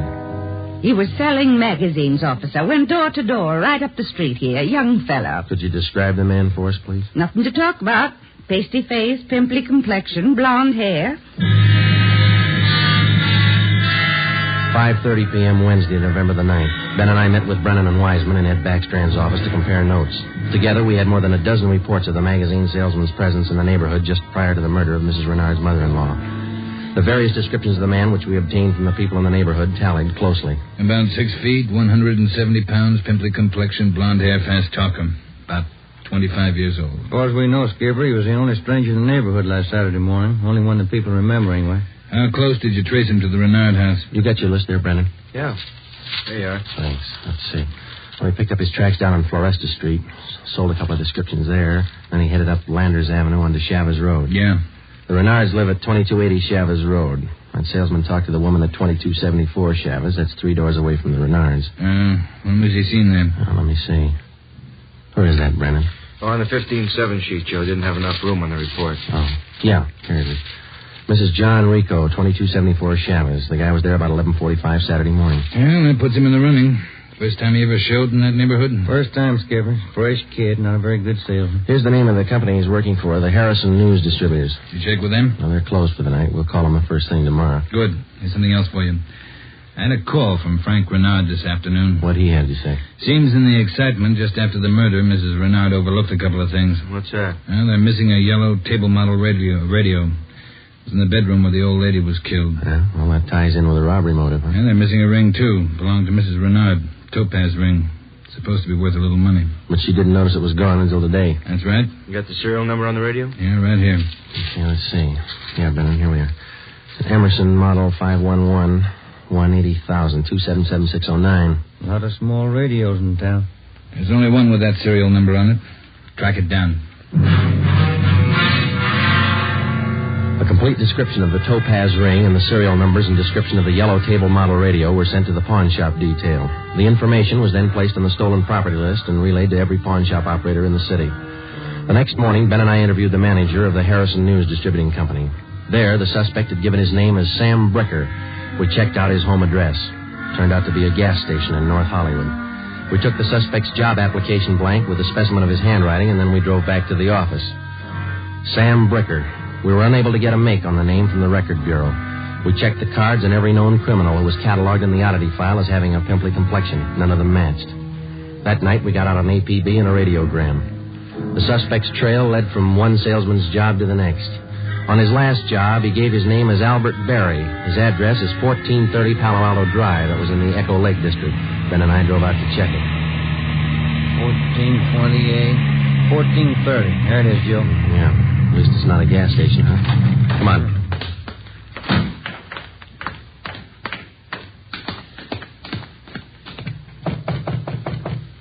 Tiresome, huh? Yeah, I could stand a change. Yes, what is it? We're looking for an Albert Berry, ma'am. Does he live here? Mr. Berry, I'm sorry. He and his wife moved 4 days ago. We identified ourselves as police officers and had the landlady, a Mrs. Catherine Hoffman, show us the apartment which Berry and his wife had occupied. It was still vacant. In one of the closets in the apartment, we found a cheap overnight bag. The lock on it was broken and one of the seams had ripped. I forgot about that old bag, and Mr. Berry told me I could throw it away. Take a look. I'm in. How long has Berry been married? Do you know, Mrs. Hoffman? No, I don't. But the way they acted, lovey-dovey all the time, I don't think they've been together long. Hey, Joe. Look, some kind of an identification tag. Yeah, let me see. Get it up here. It's a tool disc, it looks like, doesn't it? Jameson Larrabee, Pittsburgh, Pennsylvania. You're not after Mr. Berry, are you, officer? Yes, ma'am, we are. Did he leave a forwarding address? I wish he did. I'm holding 3 letters for Mrs. Berry in my apartment right now. May we see them, please? Certainly. Would you step this way, please? My apartment's just across the hall. Yes, ma'am. Would you like a bottle of beer or something? No, ma'am, thanks. Let's see. I thought yes, here they are. 3 of them, Sergeant. From her folks, I think. Mrs. Berry's from Fresno. Oh, that's good. I want to copy down this return address, Ben. Yeah, go ahead. Okay. That's C.K. Ulrich, U-L-R-I-C-K. 525 North Lamona, Fresno. Yeah, got it. There you are, Miss Hoffman. By the way, did the Berrys say they'd call for their mail? Mrs. Berry did. That's why I'm holding on to it. All right. Just one more question. Do you remember if Mr. and Mrs. Berry had a radio? Yes, they did. A small one. Do you remember what brand it was? No, I don't. It had a yellow case. That's all I remember. Before we left, we called Ed Backstrand, and he had an immediate stakeout placed at the apartment house in case the Berrys returned to pick up their mail. Ben and I went back to the office and placed a call to the Pittsburgh Police Department. We gave them the description and the number of the tool disc which we'd found in Berry's old suitcase. They said they'd check with the Jameson Larrabee Company in the morning, and then they'd call us back. That night, Ben and I drove to Fresno and checked in at the police station up there. 2 officers were assigned to stake out the Ulrich home. We interviewed Mr. Ulrich, who identified himself as Albert Berry's father-in-law. He told us his daughter had married the murder suspect 8 months before, and he gave us pictures of Berry taken at the wedding. Ulrich told us that he'd catch a Santa Fe train out of Fresno the next morning. He wanted to be in Los Angeles to take his daughter home when Berry was apprehended. It was almost 2 a.m. when Ben and I left Fresno and started back for Los Angeles. We checked in at the office at 10 minutes past 8 the next morning. At 8:35, the call came through from the Pittsburgh Police Department. What did they say, Joe? It was a tool disc, all right. Jameson Larrabee Company, issued 18 months ago to one of their workers. They give a name? Albert Berry. 11 a.m., Monday, December the 5th. 1 month to the day since the 62-year-old woman had been beaten to death. The pictures of Berry and his wife, which had been taken at their wedding, were printed up in wholesale lots and distributed to all points. Mr. Ulrich, Berry's father-in-law, arrived in town and got himself a hotel room. We waited. There was no report from the stakeout at the apartment house. We checked back in at the office at 5 minutes to 1. I'll get it. Homicide, Friday. This is Mr. Ulrich, Sergeant. I just got a call from my wife in Fresno. I thought you'd want to know. What's that? The wife got a letter from Norma. They're living in South Pasadena, an apartment. You got the address there? Yes, sir. That's what the wife called about. It's 134 Norway Terrace. When was the letter mailed, do you know? Wife said it was postmarked December 3rd, day before yesterday. Get your coat on, Ulrich. We'll be right over. Ben and I picked up Mr. Ulrich at his hotel and drove to the South Pasadena address. Barry and his wife had the apartment on the top floor. Neither of them were at home. The landlord let us in with a pass key. In the bedroom, we found a small yellow radio. We checked the serial numbers. They matched. It was the same radio stolen from the Renard house. In the bedroom closet, we found 2 suitcases. We checked through them. Nothing in this one, Joe. Here we are. Look at these. What are they, Sergeant? A pair of plastic gun butts. Let's see, Joe. One of them's been chipped, see? Sergeant, somebody coming up the stairs. All right, let's get in the living room. Be quiet.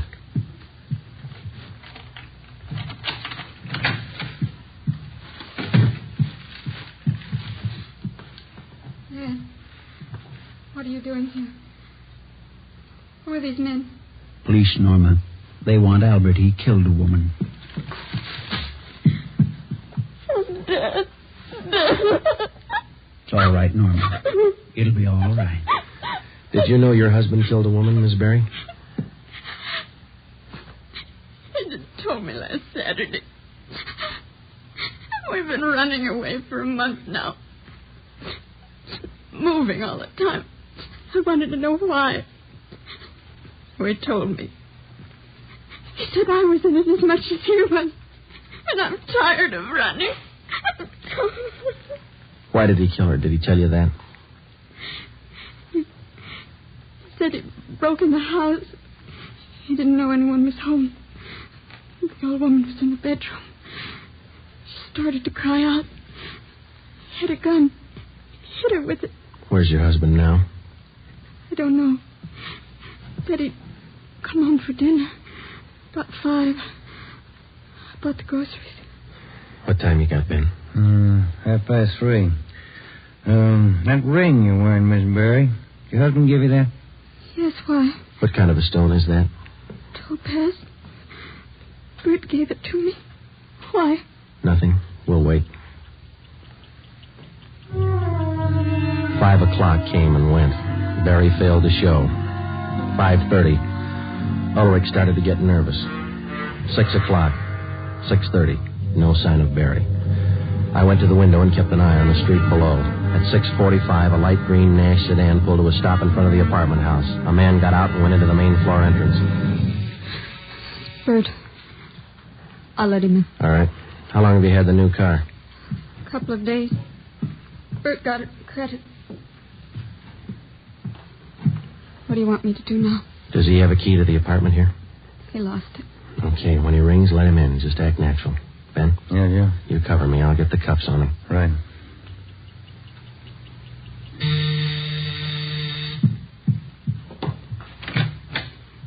Hi, Bert.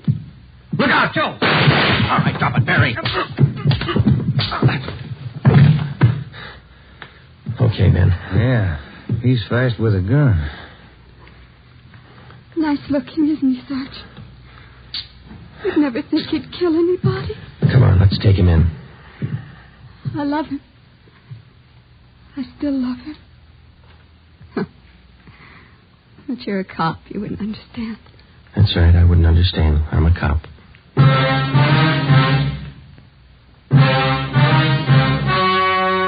The story you have just heard was true. Only the names were changed to protect the innocent. On February 16th, 1947, trial was held in Superior Court, Department 82, City and County of Los Angeles, State of California. In a moment, the results of that trial. Earlier tonight, you heard the reports of amazing increases in Fatima smokers from New York to Los Angeles. Yes, all over the country, Fatima is doubling and redoubling its sales. And here's reason one. Fatima is the long cigarette that contains an essential ingredient of all the very popular cigarettes, Turkish tobacco. Reason two. Fatima has a much different, much better flavor and aroma than any other long cigarette. Reason three. To millions of smokers, the name Fatima has always stood for the best in cigarette quality. Smoke Fatima, the best of all long cigarettes.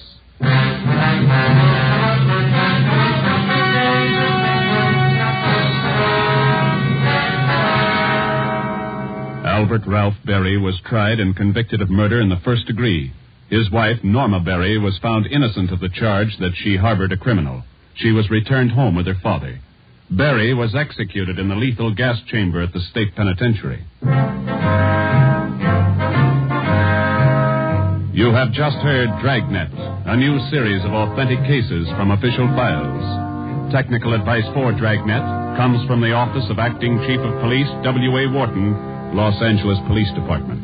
Tonight's program is dedicated to Private Hubert W. Estes of the District of Columbia Metropolitan Police Department, who on the night of May 16th, 1947, gave his life so that yours might be more secure.